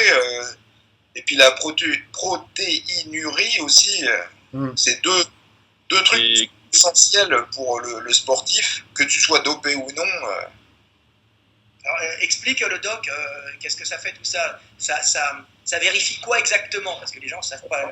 Alors, ouais, c'est une question qui est assez large. Si je peux la reformuler un petit peu, en gros, il y a le bilan que, pas tout le monde, mais en tout cas la population générale devrait faire. Et ensuite, pour le dépistage, entre guillemets, classique, hein, des risques qui peuvent survenir au cours de la vie. Et ensuite, des risques qui sont ajoutés, que ce soit les produits dopants, la pratique d'un sport, qui vont justement occasionner un risque spécifique. Par exemple, les produits dopants, ça peut endommager le cœur, ça peut endommager les reins. Donc les gens qui prennent des produits dopants ont un sur-risque par rapport à la population générale d'avoir une maladie. Et donc c'est cette optique-là, ouais. La muscu, déjà, rien que le fait de faire la muscu, tu peux te niquer les reins, tu peux te niquer le cœur, bien sûr. Sans absolument prendre de produits dopants. Faut pas croire que... Tout à fait. Ah ouais, non, mais ça, on est d'accord. Et donc, c'est pour ça que la muscu, c'est aussi entre guillemets, un sur-risque pour tout un tas de choses, hein, pour les articulations. pour le cœur dans le cas d'une pratique intensive. Les reins, je suis pas sûr. Hein, je pense que c'est plutôt à la limite c'est l'alimentation, mais Tu verras que quand C'est tu l'alimentation liée à la muscu parce que les gars sont en Voilà. hyperprotéine et ils commencent. Moi je dis tout le temps, c'est des trucs Ah. empiriques, hein, c'est des trucs primitifs. Quand le mec il commence à sentir l'ammoniac, c'est que ça finit par plus être filtré par les reins, ils sont sur. C'est que ça repasse par ailleurs, quoi. pas forcément. C'est pas. en tout cas, le fait de pratiquer la muscu, ça n'a pas d'impact sur les reins. Ça, c'est plutôt tout ce qui est autour, éventuellement compléments, dopage, protéines dans l'alimentation. Ouais, non, mais L'excès de protéines, c'est pas bon pour tout le monde. Hein. Ouais, c'est ça. non, mais le fait que tu te mettes à produire de l'acide parce que tu. Oui, tu veux dire les effets métaboliques de la muscu, effectivement, l'acidité, l'acide lactique, l'urée par la dégradation des protéines. Aucun organe qui est protégé des effets secondaires du sport intensif. Hein. Il n'y a aucun. C'est pour ça qu'il faut demander les analyses par et sanguine et urinaire, les deux. Tu les fais tous les combien de temps, toi, Michael? Moi, 6 mois. Pareil. C'est. T'en fais, Jean-Ange? Là, 6 mois, ouais. 6 mois. il y a, je compte dans 3 ans, ils vont te regarder aussi le côlon. Ah oui, c'est vrai. Ah oui, c'est vrai. Toi avant moi, Fred. Ça sera un grand blond avec des yeux bleus. C'est un gros Africain avec des gros doigts. Avec un gros fibroscope de 1 mètre. Il y a des pays où ils s'en passent. Il en profitera pour regarder la prostate aussi. Voilà. Déjà, Donc, non, mais déjà de faire un bilan avant de commencer la muscu, ouais, ça, effectivement. parce que ça te donne une base. Et après, il y a des paramètres que tu vas changer. La dernière fois que j'ai fait mon analyse, c'était, je me suis dit, tiens, je rentre du FIBO. Je me suis pas entraîné, pas beaucoup en tout cas, parce qu'il y avait le FIBO. Et je me suis dit, tiens, je vais en profiter pour faire mon analyse de sang là, comme ça je verrai, entre guillemets, au repos, ce que ça donne. Et quand on a vu les analyses, elle m'a tout de suite dit, alors il y avait des enzymes qui avaient baissé puisque je m'étais pas entraîné, mais elle m'a tout de suite dit, vous étiez déshydraté. Parce qu'il y avait d'autres trucs qui... Comme normalement je bois beaucoup, et puis au FIBO, j'avais sûrement plus transpiré et pas beaucoup bu, elle l'a vu tout de suite à l'analyse en 2 secondes. Tu peux le voir avec le taux de protéines dans le sang, s'il est augmenté, c'est pas que tu as mangé plus de protéines, c'est que ton sang, en fait, l'eau c'est en allée, donc la concentration est plus importante. Et pareil pour la concentration de globules rouges, ce qu'on appelle l'hématocrite, c'est, pas que, mais si ça varie rapidement, c'est probablement que le volume en fait de sang et donc d'eau dans le sang diffère, change. Donc c'est bien d'avoir une base, et puis après, parce que tes analyses, si tu fais de la muscu de haut niveau, elles seront jamais parfaites, mais ce qui ne veut pas dire que c'est pathologique. Donc si ton médecin il commence à te dire oh là là, il te fait peur, etc. Il y a des mecs sur les forums Trop de créatinine. qui changent de médecin. Il est incapable d'analyser tes analyses en fonction du sujet qu'il a devant lui. Ah, c'est comme pour moi, tu te rappelles le doc? Bah, même pour toi, Michael, je vous avais envoyé mes analyses parce que les mecs, ils étaient en train de flipper là. Ils m'ont appelé et tout. On sait que tu viens d'infarctus. Ouais. Tu sais tout de suite qu'il faut changer de médecin parce que le mec il a pas. Qu'est-ce qui t'est arrivé? En fait, j'ai fait des analyses. Et en fait, ils m'ont fait le labo parce qu'ils étaient pas au courant, le labo. Hein. Ils m'ont appelé, mais genre en mode traumatisé. En gros, j'ai crevé quoi. Ils m'ont fait flipper, c'est con. Et j'ai envoyé les résultats au doc et à Michael. Et en fait, effectivement, ils n'arrivent pas à voir que quand tu es sportif et quand tu... en plus, moi, je prenais des produits.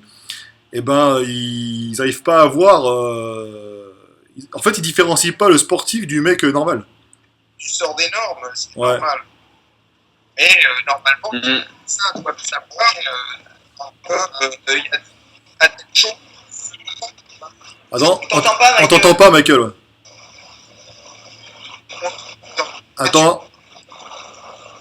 Non.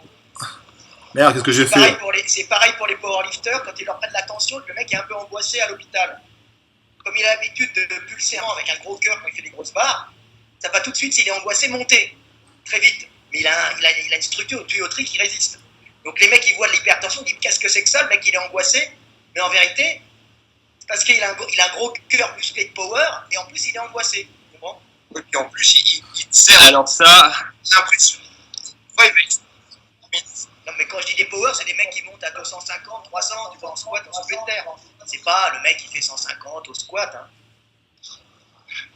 alors ça, je fais juste une petite parenthèse. Effectivement, enfin, c'est probablement quand même un sport qui favorise l'hypertension à la base, hein, parce que c'est quand même des mecs qui sont ultra bien, enfin, ils sont gros, il faut le dire. Hein, ils ont de la graisse, ils ont une charpente, et donc plus t'es charpenté, plus il faut de la pression.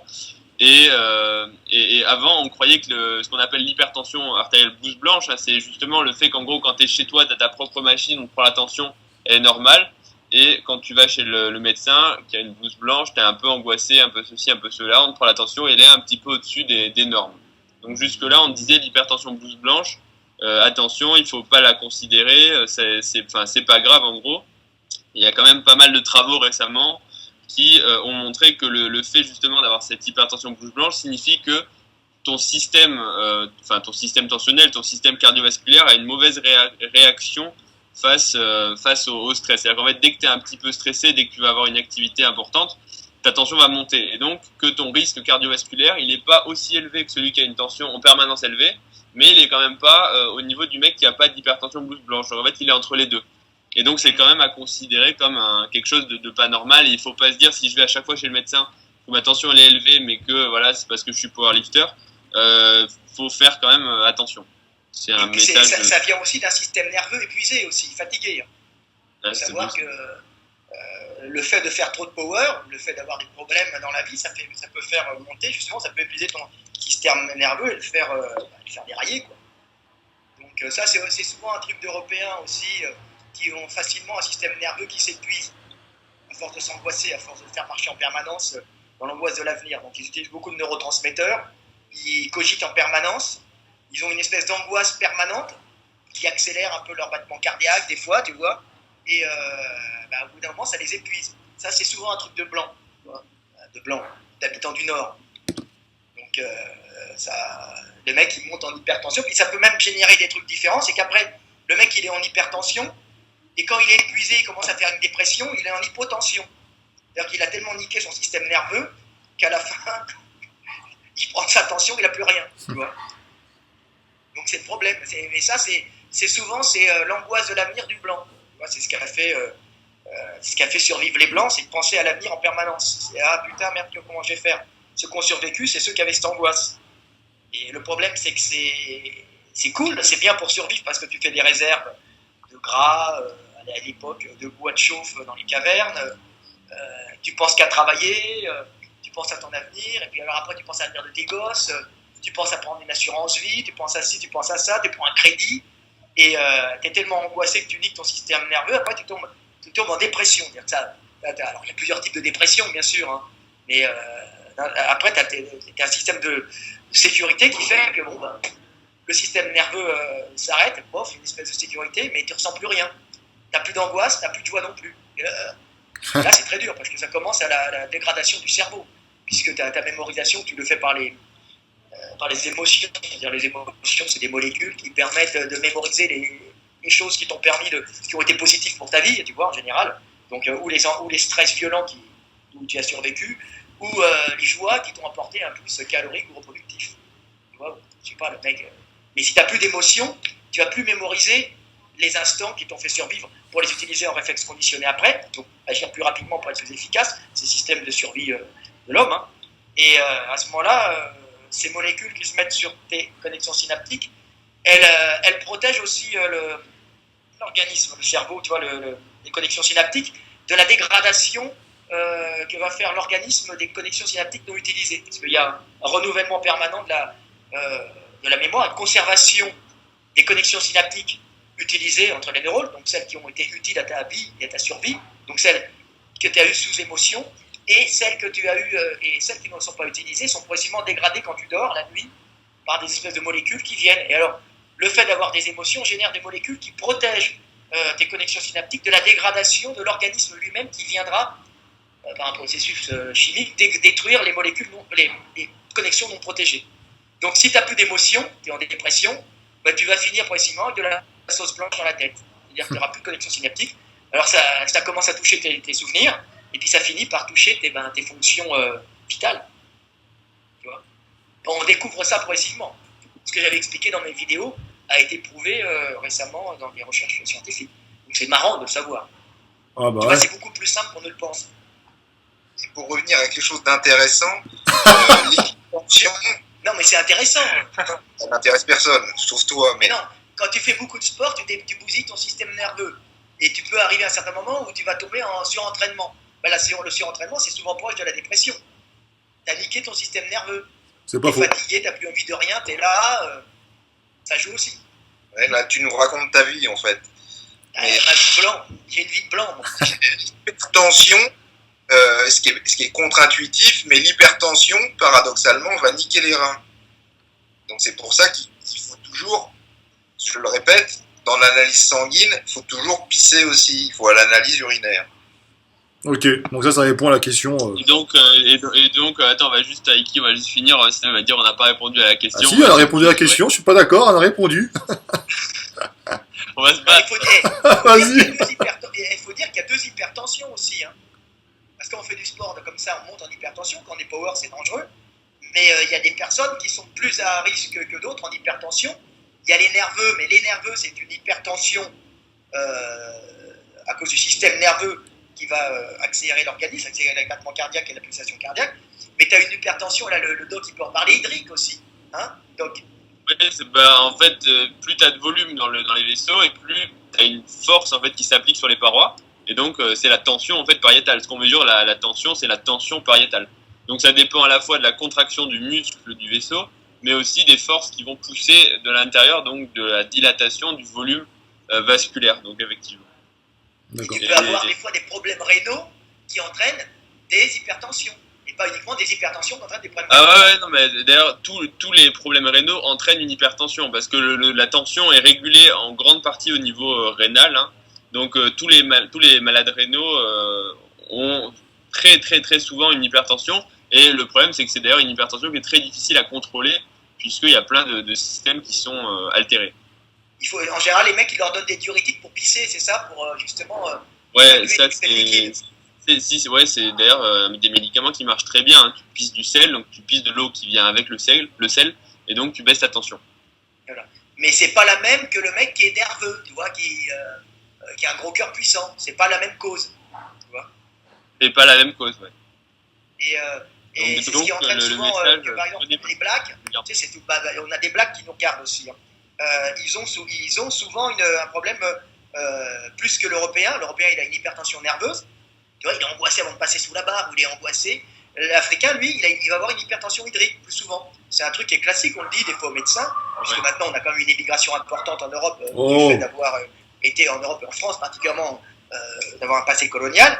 Donc on a des gars qui arrivent en France et qui souvent souffrent d'hypertension hydrique, et on peut voir par exemple les culturistes blacks qui ont plus de mal, pas à perdre leur graisse, à évacuer leur excès de flotte. C'est pour ça qu'on voit Green en permanence en train de faire avec une combinaison, en train de faire du...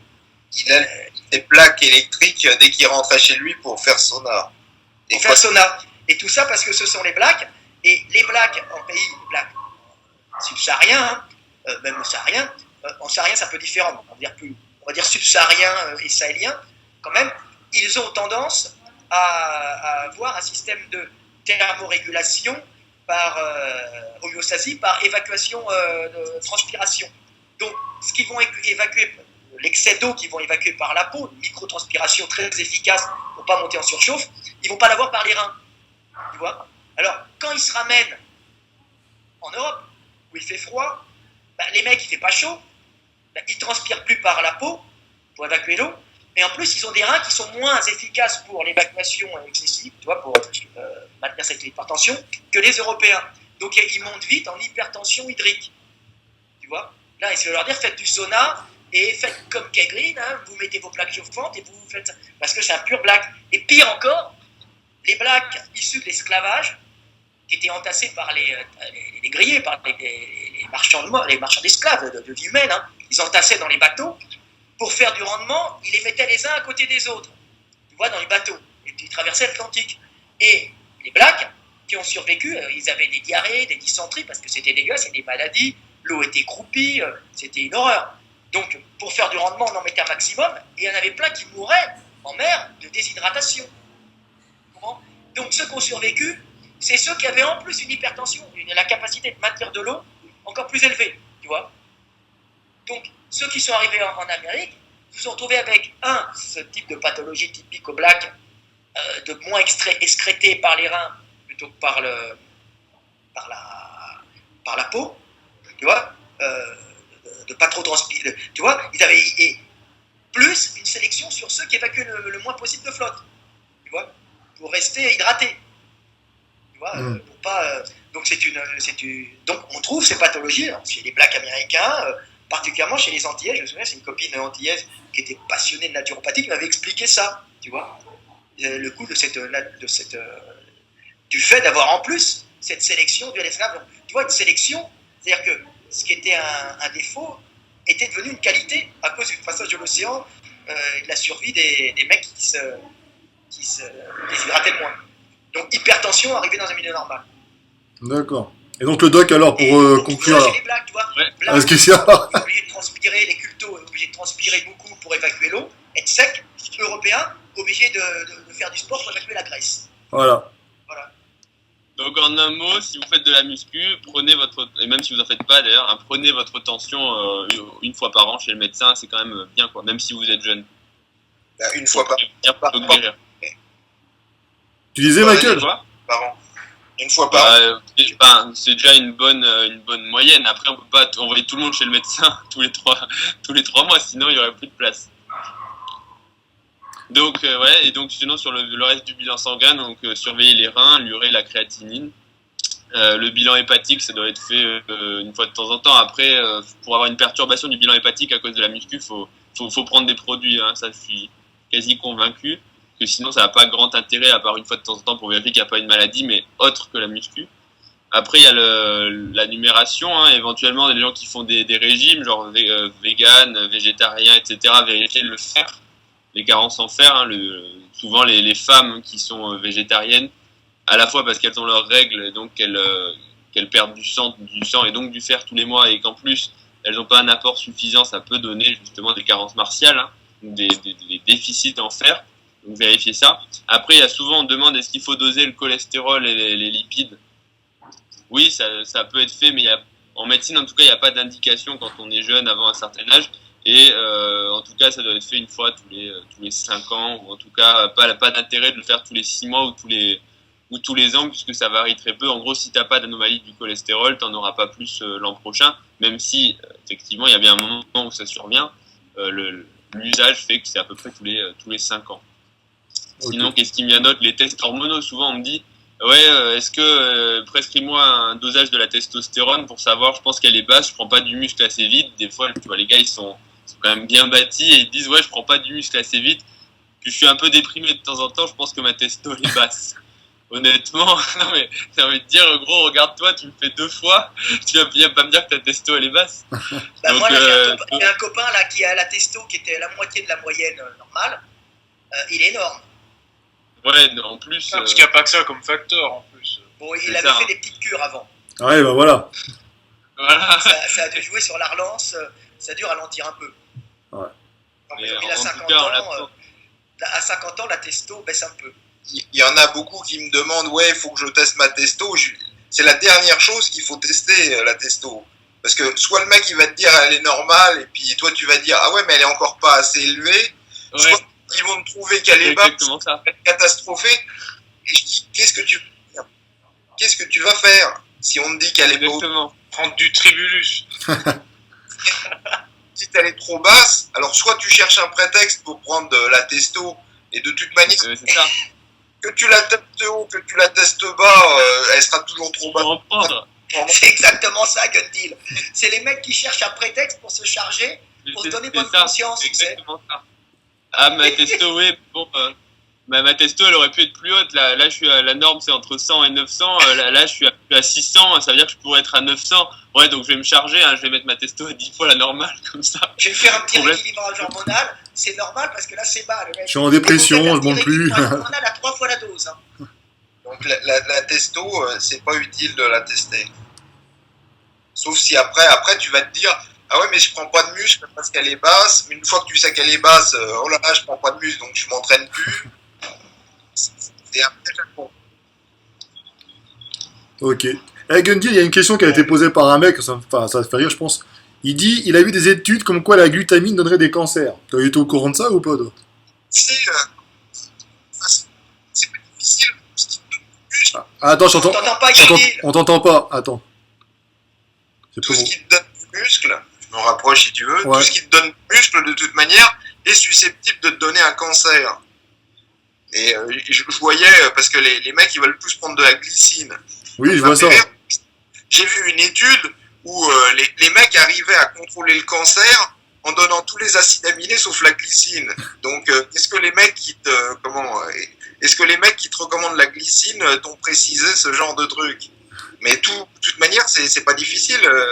Tout ce qui est anabolique entre guillemets, une fois que le cancer il est là, ça va. Ouais. C'est pas, y a pas de miracle ou y a pas de secret. Ou peut-être Comment faire pour être immortel? peut-être la créatine. Qu'est-ce qu'il y a? Il y a un combat de chiens? T'as dit quoi? Il y a un combat de chiens ou quoi? Il y a un combat de chien, mais moi j'en ai dehors. Ouais. Ah. Mais butez-les! Comment faire pour être immortel, Ouais. Gundy? Pour vivre longtemps en bonne santé? Qu'est-ce que tu conseilles? Ben, faut éviter le muscu. Déjà, c'est pour ça que Faire de la marche? tous les, Docteur Gagnette? tous les mecs qui veulent faire de la muscu en faisant du jeûne, machin anti-cancer, etc., ils sont pas logiques dans leur. On est méchants, c'est vrai. Non, mais attends, il y a tellement de conneries et Internet aide à propager la connerie que. Ils moi, veulent tous faire du jeûne actuellement. Ben ouais. Ouais. Jeûner les. On en a déjà parlé dans le dernier podcast, Ouais. mais c'est comme les mecs ultra chargés qui disent ah moi je prends mon jus de légumes parce que pour la santé c'est bon. Hein. Le mec il Bah, doit prendre ça fait pas de mal, hein. comme ça de testo ça fait pas de mal, mais c'est un peu c'est pas le premier axe d'amélioration quoi si tu penses à ta santé.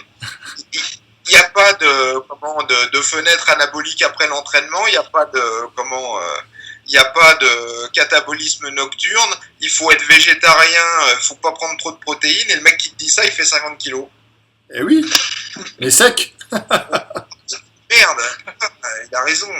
Il dit comme ça, il va lutter contre le cancer et tout. Et 50 kilos, ce critère-là, tu deviens maintenant youtubeur fitness.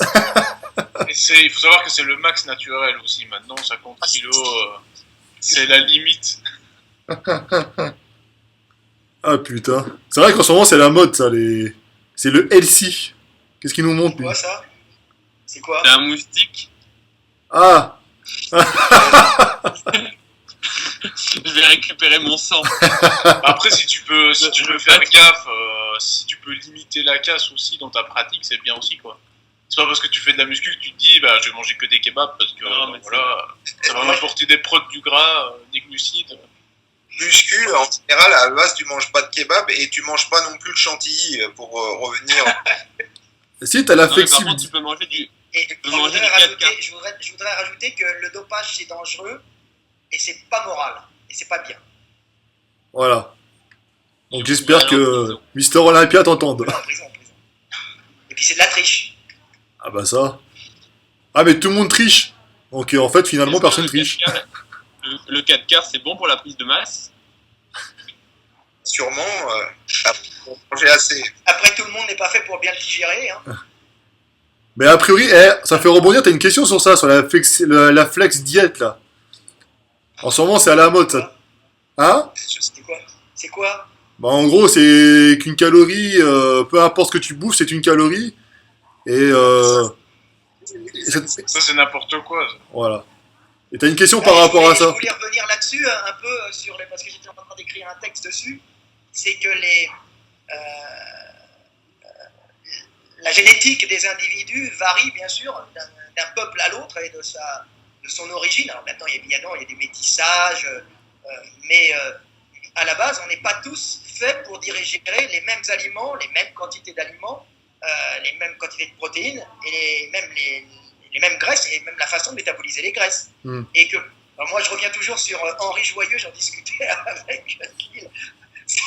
C'était Gundil au début, c'était sa cible, il supportait pas Riot, moi j'avais pas vu. Et il dit maintenant, mais qu'est-ce que c'est que ce connard? J'aime bien leur citer parce que j'entends tellement de conneries et tout le temps les mêmes phrases stupides qui reviennent que j'en peux plus. Je n'en peux plus.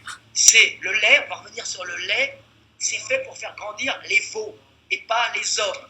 Et quand j'entends ça, je m'énerve parce que je veux dire, les Allemands du Nord, tous les Sud-Baltiques, ça fait 2000 ans ou 2500 ou 3000 ans qu'ils ont l'élevage des bovins et tout géant là-bas. Le lait de veau et qui sont génétiquement programmés pour pousser en hauteur. Et s'ils n'ont pas ce lait de veau, il n'y a pas de sélection sur les petits, et ben ils vont faire des carences en calcium et du rachitisme de l'adulte. Et en plus, ils vont pas arriver à maintenir assez de structures musculaires pour maintenir tout ça. Parce qu'ils sont programmés pour être de grands gaillards. Ils ont des sélections génétiques qui fait qu'ils sont programmés pour ces sélections génétiques pour accélérer la croissance cellulaire. Et si cette croissance cellulaire ne trouve pas de nutriments, eh ben il va y avoir des fibres, par exemple, osseuses qui vont se faire sans avoir les ostéoblastes qui vont avoir assez de calcium produire pour sortir de l'organisme. Et ils vont faire des os tout mous, ils vont déformer. Ça va faire des scolioses, des trucs, des machins. Ils ont besoin de beaucoup de gras animal pour fonctionner. Et quand ils bouffent des saucisses, des wursts, quand ils bouffent du gras de porc et des œufs le matin au petit déjeuner, eh ben, ils ne vont pas faire de cholestérol, eux. Parce que eux, ils ont un organisme fait pour supporter et métaboliser tout ça. Alors tu mets un petit Indien du Sud, végétarien, tu vois, super, cool. Bah lui, si tu lui fais manger ça, il meurt, tu vois. Il va se retrouver avec un dérèglement de son organisme parce qu'il n'est pas capable de métaboliser le peu de gras animal qui va arriver. Il est capable même de sortir des graisses végétales. Il n'a pas besoin de ça. Tu vois, il est capable même de sortir, de vivre avec uniquement des protéines végétales, quasiment. Tu vois, il n'a pas la même métabolisation. Et même, donc, on fait faire aux pétasses dans les magasins bio des régimes pour indiennes. Oui, je suis végane, alors c'est des grandes blondes originaires d'Allemagne du Nord, ou je sais pas, ou des parents polonais, ou je sais pas, ou hollandais, ou du nord de la France. Un truc de dingue, tu vois. Je dis, attendez les mecs, vous n'êtes pas fait pour ça, tu vois. Donc on est chez les fous qui veulent absolument, moralement être véganes. Vegan, c'est très bien, parce que la souffrance animale, c'est dégueulasse, je suis d'accord, mais il y a des gens qui ne peuvent pas se passer de ça. Ou bien, s'ils doivent se passer de ça, ils doivent faire très, très, très attention dans l'aminogramme et dans l'apport de graisse végétale, tu vois, pour arriver à vivre. Mais ils sont programmés pour bouffer de la viande, boire du lait de veau, avec de l'IGF-1, et il y en a même qui sont programmés pour bouffer du gluten. Tu vois, comme les mecs, comme tous les Méditerranéens, ça fait des milliers d'années qu'ils mangent du gluten. Tu vois, c'est mal. C'est mal le gluten. Alors évidemment, tu files du gluten à un mec comme moi je suis une espèce de mix, je digère pas très bien le gluten, tu vois. Moyen, ça va, mais j'ai pas de. Ou un mec du Nord qui a l'habitude de bouffer du cacha, tu sais, du sarrasin, il va pas supporter le gluten, il a jamais eu à faire de gluten. Il y a des céréales sans gluten, tu vois. Mais il y a bien longtemps que les Italiens, que les Méditerranéens et que les Maghrébins, ils ont eu la sélection naturelle à éliminer les allergiques au gluten. Tu comprends? Il n'y en a plus. Ils sont morts. Ils ont eu des allergies, ils sont morts. Je suis un descendant. Vive le gluten. Mais non, mais c'est ridicule. Tu vas en Italie, les mecs, tu peux leur filer du gluten, ça va, ils vont pas mourir. La maman, elle meurt à 110 ans, plein de gluten, ça, avec pas beaucoup de viande, juste un peu de copa, et elle a besoin par contre de son stock de légumes. Ils sont dans des pots, tu vois. Voilà. Moi, ça n'a rien changé quand j'ai arrêté le gluten. La merde. Merde. T'as pas senti ton anus se dilater un peu? Rien qui a changé. Par contre, de lactose, là, viré, ouais, c'est mieux. Alors moi, j'avais moins de boutons quand j'ai arrêté le lait. Ben, c'est normal ça, mais bon, on a expliqué que c'est plutôt bon signe. Ouais, j'ai une peau de jeune. Le mec, quand il sera tout ridé, il comprendra que les boutons, c'était pas si mal que ça, finalement. Ouais. Ah, mais bon, c'est Ça veut dégueu. dire qu'il avait un bon taux de testo. pour en revenir à ta question, les gens voient qu'une partie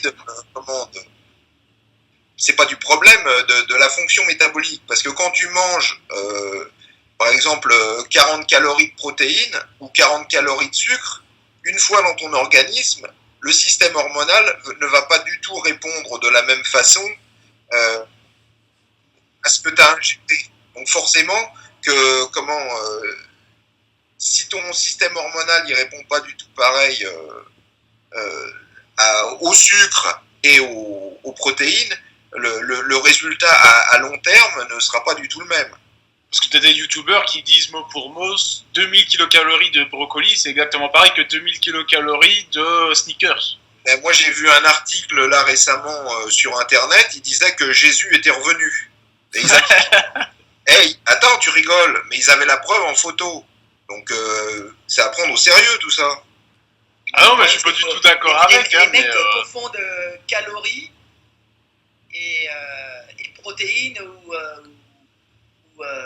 hydrates de carbone, qui eux-mêmes, il y en a toute une gamme, si tu veux. Mais déjà, parce qu'une fois que tu l'as avalé, bon, il y a le système hormonal, mais il y a aussi combien il faut d'énergie pour extraire l'énergie de ce que tu manges. Et ce qui est le coûteux, c'est les protéines. Donc forcément, au final, tu vas pas te retrouver avec la même équation. Plus c'est transformé, en gros, et plus tu utilises l'énergie. Plus tu vas manger de protéines, plus tu vas perdre de calories, plus ça va être coûteux en digestion. Donc, évidemment qu'au bout d'une journée, la différence, ce sera peut-être ça. Seulement au bout d'un an, elle sera ça. Et au bout de 10 ans, elle sera ça. C'est ça que les mecs, mais de toute manière, la débilité, c'est ce que je dis. Il y a un mec qui me dit, ouais, tu te rends compte, un tel, il dit ça. Mais je lui dis, c'est de ta faute, tu l'écoutes. Le con, c'est pas lui. C'est toi. Et pareil pour le gras. Pour la graisse, il y a des gens qui n'assimilent pas bien le gras. Tu vois, ça dépend. Ouais. Les gens, ils assimilent bien, ils le stockent pas. Tu vois, ils ont du mal à en stocker beaucoup, ils l'assimilent pas en plus. Moi, je la stocke, moi. Ouais, voilà. C'est plus facile à stocker. Oui, c'est plus facile à stocker, mais bon. Il y a des gens qui l'assimilent, qui n'arrivent pas à le métaboliser facilement. Il y en a qui le métabolisent facilement. Il y en a, ils mangent pas de sucre, mais ils mangent plein d'hydrates de carbone. Vas-y, explique. Bah non, il n'y a rien à expliquer, mais bon. Non, cauchemar. Voilà. Ça me fait pas rire, mais je dis, la connerie. Tu vois, pour prendre un exemple, tu vois, tu cherches une bonne musique pour t'entraîner sur YouTube, par exemple. Et tu cherches, et tu trouves plein de taupes. On t'entend pas, Gandhi. J'entends une voiture. Ouais, c'est pas chez toi, Doc. Mais en fait, c'est le Doc. En fait, il te crée des interférences. C'est ce que je te dis, je le vois et c'est écrit sur mon écran en plus. Putain. Quand un bruit de chez lui, Bon, le Doc, coupe ton micro. pour trouver un exemple neutre, je disais, essaie de trouver une bonne musique pour t'entraîner sur YouTube. Il y a plein de daubes, tu vas essentiellement trouver de la daube. Mais tu te dis, mais pourquoi les mecs, ils mettent de la daube? Parce que le mec, son intérêt, c'est de faire des vues, de faire des likes, de faire... etc. Ils ne participent pas à l'embellissement de la communauté, j'allais dire. Ils foutent leur merde. Et toi, du coup, tu cherches ta musique, mais tu la trouves plus. Tu sais qu'elle est là. Tu sais qu'il y a forcément un endroit où tu vas trouver une bonne musique. Mais elle est tellement masquée par de la daube que les gens déversent. Après, si tu soutiens la daube, tant pis pour toi, hein, j'allais dire. Tu sais, tous les mecs qui disent qu'ils mangent des protéines, c'est mal, tu te dopes. Tant pis pour ta gueule, mon gars. Tu fais ce que tu veux. Me fais pas chier. La question que je vais poser à Gandhi, c'est qu'est-ce que tu appelles une bonne musique? Bien scié. Avec la moustache et la casquette. Bah, tu l'as déjà la moustache, toi. Et j'ai la Regarde. casquette aussi, regarde. Et j'ai le débardeur. Une autre Ouais, pour aller question, Frédéric Mercury, quoi. Ça, pas trop. une autre question pour Gundil, qu'on va lire de François Hammerlane. Ah, putain, désolé, les gens ils arrivent comme des brutes là avec leur moto et tout ça. Que dire à un ami pour le. C'est corse. Que dire à un ami pour le. Que dire à un ami pour le dissuader de prendre du Dianabol en comprimé? On va pas lire la suite de la question. C'est pour Gundy. Prends-le en injection. En injection, c'est moins dangereux, paraît-il, pour le foie. Non, mais qu'est-ce qu'on en a à foutre que le mec, il y en a bol. C'est ça que je. Tu vas au supermarché, est-ce que t'empêches toutes les grosses d'aller au rayon bonbons? Tu sais, Tu lui dis que c'est pas bien, c'est mauvais pour la santé, c'est immoral. quand t'es à la con, tu fouilles dans les caddies de chacun et puis tu leur retires les bonbons, le soda, le beurre. Moi, je dis aux gens, vis ta vie, mec. Ce sera Ou bien tu dis que tu vas le dénoncer à la police. vis ta vie. Voilà. Alors la suite de la question c'était, je vois déjà Gundy répondre, s'il veut en prendre c'est que c'est un con. Non, j'en ai rien à foutre. Mais il fait ce qu'il veut, le mec. Mais vis ta vie, occupe-toi de ton cul, je dirais un peu. Je pense que ta vie, elle sera meilleure que si tu t'occupes de celle des autres. Très bien. Ouais, Les gens font ce qu'ils font à partir du moment où ils ne nuisent pas aux autres. Tu vois, c'est tout. exactement. Non, mais t'en as rien à foutre qu'un tel, si t'arrêtes tous les mecs qui sont en train de boire de l'alcool, en train de se droguer, en train de... Putain, mec, t'as une vie qui est chargée, hein. C'est un peu la politique allemande. Il y a des quartiers avec des dealers, des putes et des drogués. Tu te balades dedans, c'est nickel, t'as pas un problème, t'as rien. Par contre, ils en ont rien à foutre. Par contre, t'as un dealer qui agresse quelqu'un ou qui vole quelque chose dans la rue, c'est en tôle et on le voit plus. Voilà. Voilà, c'est-à-dire que tu fais ce que tu veux à partir du moment où tu nuis pas aux autres. Tu vois, ça, c'était les Allemands. Une fois, je me souviens, j'ai travaillé au Monde du Muscle, et puis il y avait un magazine allemand. Je dis, ah bah si vous voulez, puis je leur montre un poster avec un bodybuilder, les dangers du dopage. J'ai fait les dangers du dopage pour me marrer, pour le vent. Et les Allemands, ils me disent, oh non, ça ne nous intéresse pas, les gens font ce qu'ils veulent. Dans les Allemands du magazine, hein, tu sais, la mentalité allemande. Ah ouais. On s'en fout, nous. Les Allemands, c'est chacun est libre. Nous sommes un peuple d'hommes libres à partir du moment où ils ne gênent pas les autres. Par contre, quand ils pensent qu'ils gênent les autres, ça peut vite tourner en folie, quoi. Ah, ils sont mauvais pour la communauté. Nous allons organiser quelque chose pour les éliminer. Alors là, ça devient dingue. Mais autrement, ils s'en foutent. Ah, tant mieux, hein. Alors, dans le même genre, il y a une question de Lucas Linuccio qui nous demande pourquoi y a-t-il autant de chasseurs de dopés sur Internet en ce moment? Parce que je pense qu'ils ont une vie qui est assez malheureuse et plutôt que de se concentrer sur leur vie, ils vont faire chier les autres. Parce que si t'es assez épanoui, t'as pas... Moi, je ressens pas l'envie d'aller faire chier les autres ou d'aller faire la chasse. Ah, mais ça fait des vues, tu l'as dit tout à l'heure, ça fait des likes, des vues. Ça aussi, ouais, d'accord, non, mais bon, je cherche ni la vue ni le like. Mais moi, si ceci t'as dit, pas les de mecs avec like, des c'est grosses que- voitures et des belles filles, ça m'énerve. Ah. Ah. Tu parles de gun deal? Problème, ouais, non, mais toi, tu vois le mec avec une belle nana, tu te dis super, mais lui, putain, il se dit, putain, je me tape la même depuis 3-4 ans, il me fait chier. Et elle coûte cher et je sais pas comment m'en débarrasser. Putain, voilà, c'est ça ce que tu vois pas quand tu vois le mec avec une belle nana. Parce que le mec qui tient vraiment à sa belle nana, t'inquiète pas, il te la montre pas.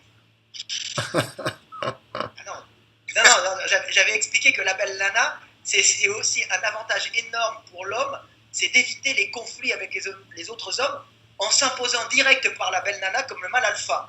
C'est-à-dire que l'homme puissant avec de l'argent attire les belles femmes, donc dès que tu as une belle femme à côté de toi, tu te sens gorgé d'énergie parce que tu imposes par la belle femme ton rang de mâle alpha sans avoir à le prouver par le combat, par la discussion. Parce que Donc, ça t'économise beaucoup d'énergie. C'est-à-dire que tu rentres dans un endroit avec une belle femme, tu dois dire oh, ça doit être quelqu'un d'important, car il a assez d'énergie pour nourrir et entretenir une belle femme. ouais, bah, sauf que C'est en fait, primitif. tu fais t'es en train de faire la queue chez Louis Vuitton avec des Chinois, et puis tu sais que ça va te coûter un maximum. Et voilà. Oui, mais après, quand tu iras dans un dîner d'affaires au golf avec des amis et ta belle femme, les gens vont savoir directement que tu fais partie de la Parce que c'est pas du top du club de golf. L'élite de la nation. cueilleur, toi. T'es pas un chasseur, t'es un cueilleur, toi. C'est pour ça que tu peux réussir comme ça. Moi j'ai fructifié.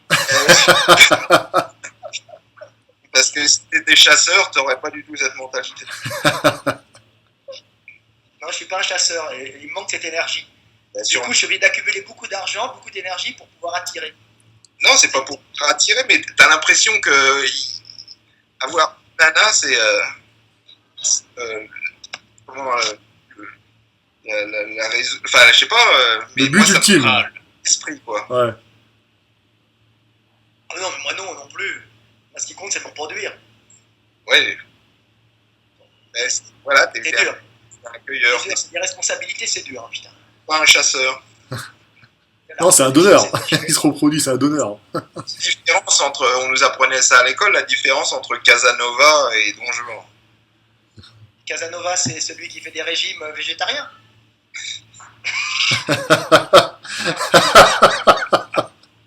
Le truc qui sort de nulle part.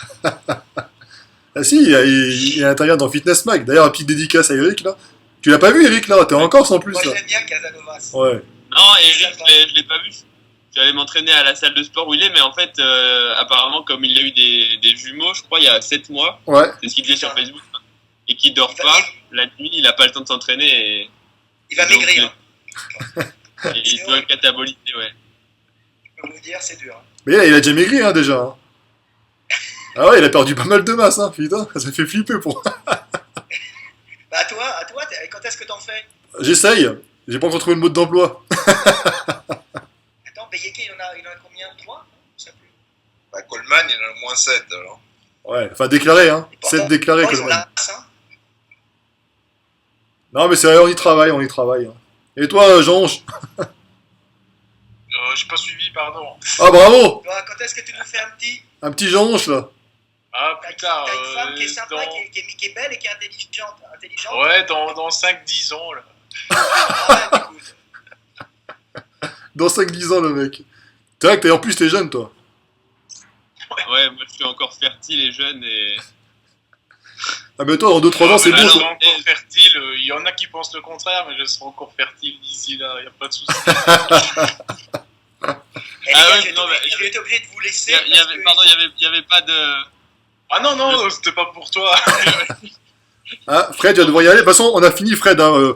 On va finir sur ça, parce que là, ça fait déjà une bonne heure. Attends, une seconde, moi bon, je voulais faire une transition sur notre question, mais juste une question que je devais poser absolument à Gundil. Quelle est la fameuse crème médicament qui soigne les tendinites, dont il ne veut pas donner le nom? Et Ah, effectivement, il m'a posé la question et c'est un médicament, ce serait incitation au dopage. Donc, C'est vrai. ne comptez pas sur moi pour. mais en fait, il m'a posé la question et ça me dit rien du tout. Est-ce que non, c'est pas des crèmes de corticoïdes, ça je pense pas. Bah non, ça soigne pas du tout. Oui, non. ça soigne pas ça. Non, ça soigne pas. Et c'est lesquels? Mais Ouais. c'est commercialisé? Question. C'est une Non, halle. parce que ça me dit rien. Est-ce que ça sera dans la méthode de Lavier 3? Ben non, parce que non, par contre, j'ai beaucoup mieux pour ça, mais non, ce serait de l'incitation au dopage. J'ai pas envie de me retrouver en prison. Mais alors moi par contre je voudrais faire une étude en fait sur des rats où un groupe je leur applique la crème et l'autre groupe je leur applique pas. La seule chose c'est que je sais pas ce que c'est la molécule, si tu pouvais m'aider dans mon Ouais. étude scientifique. Ben, je te le dirai en. En privé.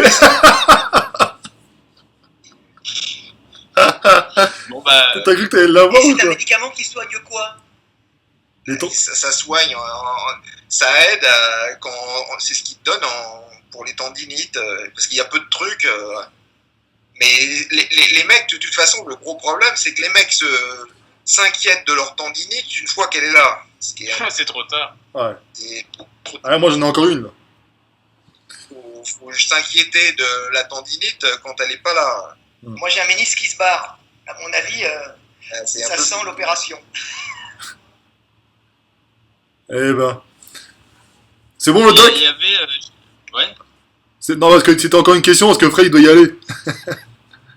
Ah les courses. pardon. Ouais, il faut qu'il fasse ses courses, hein. Il faut qu'il bouffe. Hein. Ah oui, bah j'avais oui, dit, ouais. qu'est-ce qu'il y a Allez comme, chercher la calorie. Non, là c'est surtout chercher du PQ et du et une lampe pour m'entraîner ce soir parce que j'ai pas dans la salle de gym, j'ai pas encore d'électricité. Ah. Il y a un truc, il faut une rallonge. Tu peux mettre les phares de ta bagnole, t'as un 4x4. Bah oui, Oui, mais j'ai pas envie de polluer parce que moi j'ai une conscience écologique. comme Nicolas Hulot. Voilà, comme Nicolas Hulot.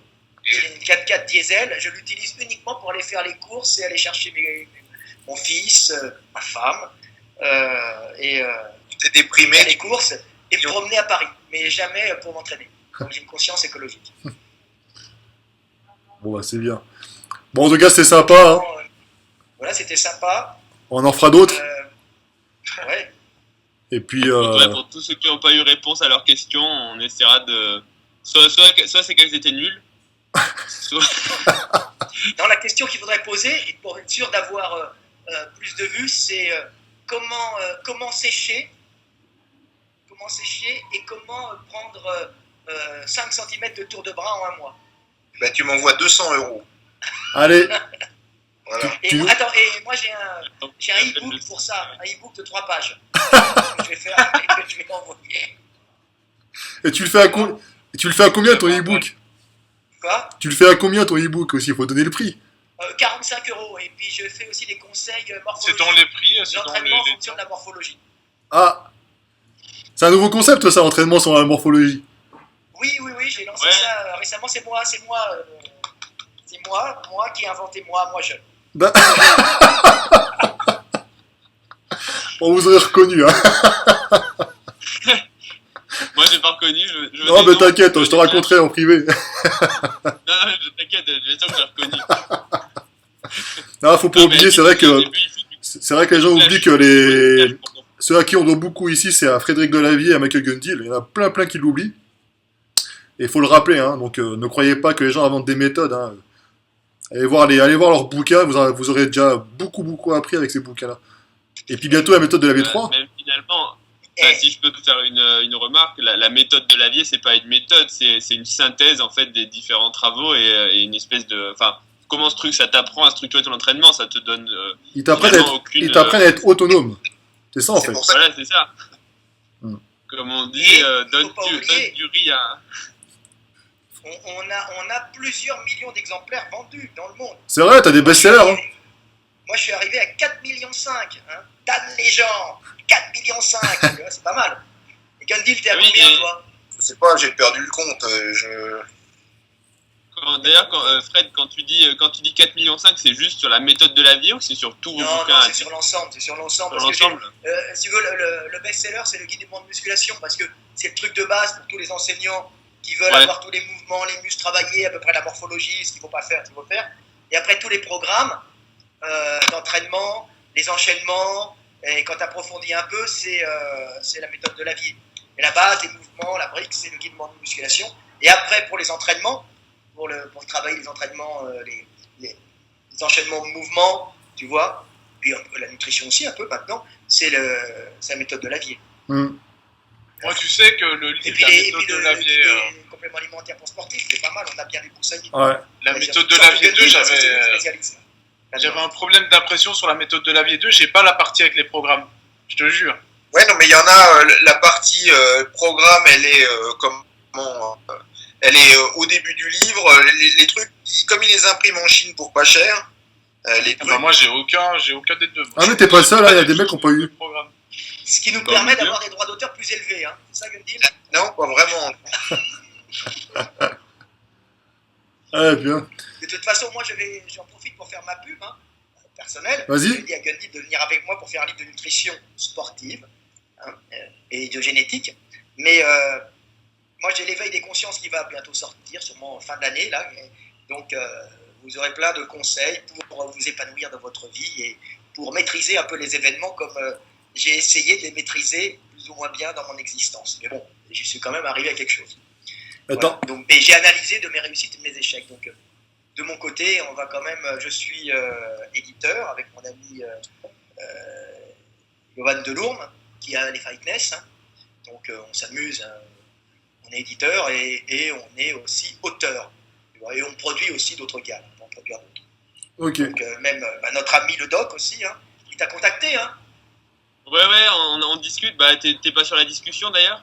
Ouais, mais j'ai pas eu le temps, j'étais au téléphone. Ok. Et tu vas participer, moi, je vais lui refiler des dessins pour les blessures. Et puis, je vais un peu noter les trucs, je vais lui envoyer les trucs avec des ligaments. Je vais lui noter en rouge, tu vois, les trucs pour les blessures. Parce que je dis quand même, pour les percussions, tout ça, c'est toi, tu es un peu meilleur que moi, des fois, tu vois, pour tout ce qui est traumatologie des organes autres que les organes locomoteurs. Bon, il y a plein de projets qu'il faudra en parler alors. Tu Hein. es quand même au top, hein, tu es bien au-dessus de moi, là, là-dessus. on pourra en parler après, mais le but c'était justement d'ajouter au livre de technique, hein, qui est un peu l'équivalent du guide des mouvements de muscu, mais version MMA, donc version combat, de rajouter la petite parenthèse à chaque fois, attention aux blessures, quelles conséquences peuvent occasionner les coups, que faire si ça vous arrive, et un petit peu des astuces médicales, si on peut dire. En tout cas, aller un peu plus loin que la simple technique, quoi. C'est parce que les mecs se retrouvent avec des blessures en combat, donc on va expliquer, moi c'est pas moi le spécialiste du combat, les techniques de combat, qu'est-ce que produit la percussion, l'étranglement, la clé de bras, tu vois, en traumatologie sur le corps. Donc sûrement les mecs vont les utiliser d'un côté vicieux pour niquer l'adversaire, méchamment. Mais pour que le livre ne soit pas qu'un ramassis de méchanceté, on va prendre le côté positif en expliquant justement qu'est-ce que ça produit, mais comment soigner ça et comment peut-être éviter les séquelles. D'accord. Le plus rapidement, comment les séquelles graves. Donc on apporte aussi l'antidote. Parce que si c'est niquer uniquement les autres, c'est pas marrant. Il faut expliquer aussi, il faut avoir le bon côté des choses, il faut équilibrer. Voilà, faut les tuer, mais ensuite, il faut penser à les masser. Pour les ressusciter. Bon, bah ça roule. De toute façon, les gars, on se retrouvera, à mon avis, vers la rentrée. On se retrouvera pour un podcast. Ok. C'était sympa. Merci à vous. Quelqu'un a quelque chose à rajouter? Jean-Onge, ça va? Ouais, ça va bien, toi. J'ai rencontré le Raptor dissident à Berlin. Ah ouais. Ah oui, il fait des snaps, là. Je l'ai pas vu. Il me fait délirer, ce mec, moi. On a fait cuisse soulevée de terre ensemble. Et il est costaud, hein? Cool, mais j'avais voyé beaucoup, je me suis un peu redéchiré l'adducteur avec lui. Et après, très léger, j'avais fini la séance, je dis tiens, je vais refaire mes squats, je m'étais déchiré un peu. Oui, bonne idée. Il est solide, hein, le Raptor, hein, physiquement. Il a des bonnes cuisses. Hein. Ouais. Point fort cuisse. Ah ouais, ça va, il est pas... Et en plus, niveau Yana là-dedans, hein, ce mec-là. Hein. Ouais, il est sympa. Ouais. Si, j'aime bien, je suis, ça il me fait délirer, moi. Les jeunes youtubeurs sont sympas. Hein. Ouais. Ouais, c'est un peu... Ouais, il est bien, je crois. Tu le connais, non? J'ai déjà vite fait parler avec, mais pas plus que ça. Oui, il t'aime bien, en général. Ouais, ils ont à peu près le même délire, enfin c'est le même délire, je trouve, les deux. C'est des gens intelligents qui essayent d'expliquer leurs choses à leur façon, quoi, un peu, en provoquant, tu vois. Pour éveiller les consciences, justement. Un truc de jeune, la provoque. Ouais. Bon, allez, Moi et Gundil, on est dans la sagesse du vieux, hein. vous êtes la base, vous. On est la base, on est les papis, dinosaures. Les papis, ouais. Toi, on parle Enzo Fukra, c'est le papy, mais non, le fit game, les papis, c'est eux, hein. Ah oui.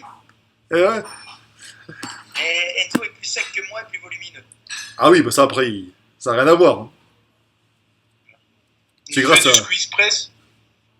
C'est ça le secret. Il est con. Bon, bah, moi, je vais vous laisser, les gars. Je vais aller au supermarché avant que ça ferme. Ok. Biceps. Du PQ et de l'essuie-tout. Et puis je vous dis à bientôt. À bientôt. Voilà. Salut, merci à vous. Salut tout le monde.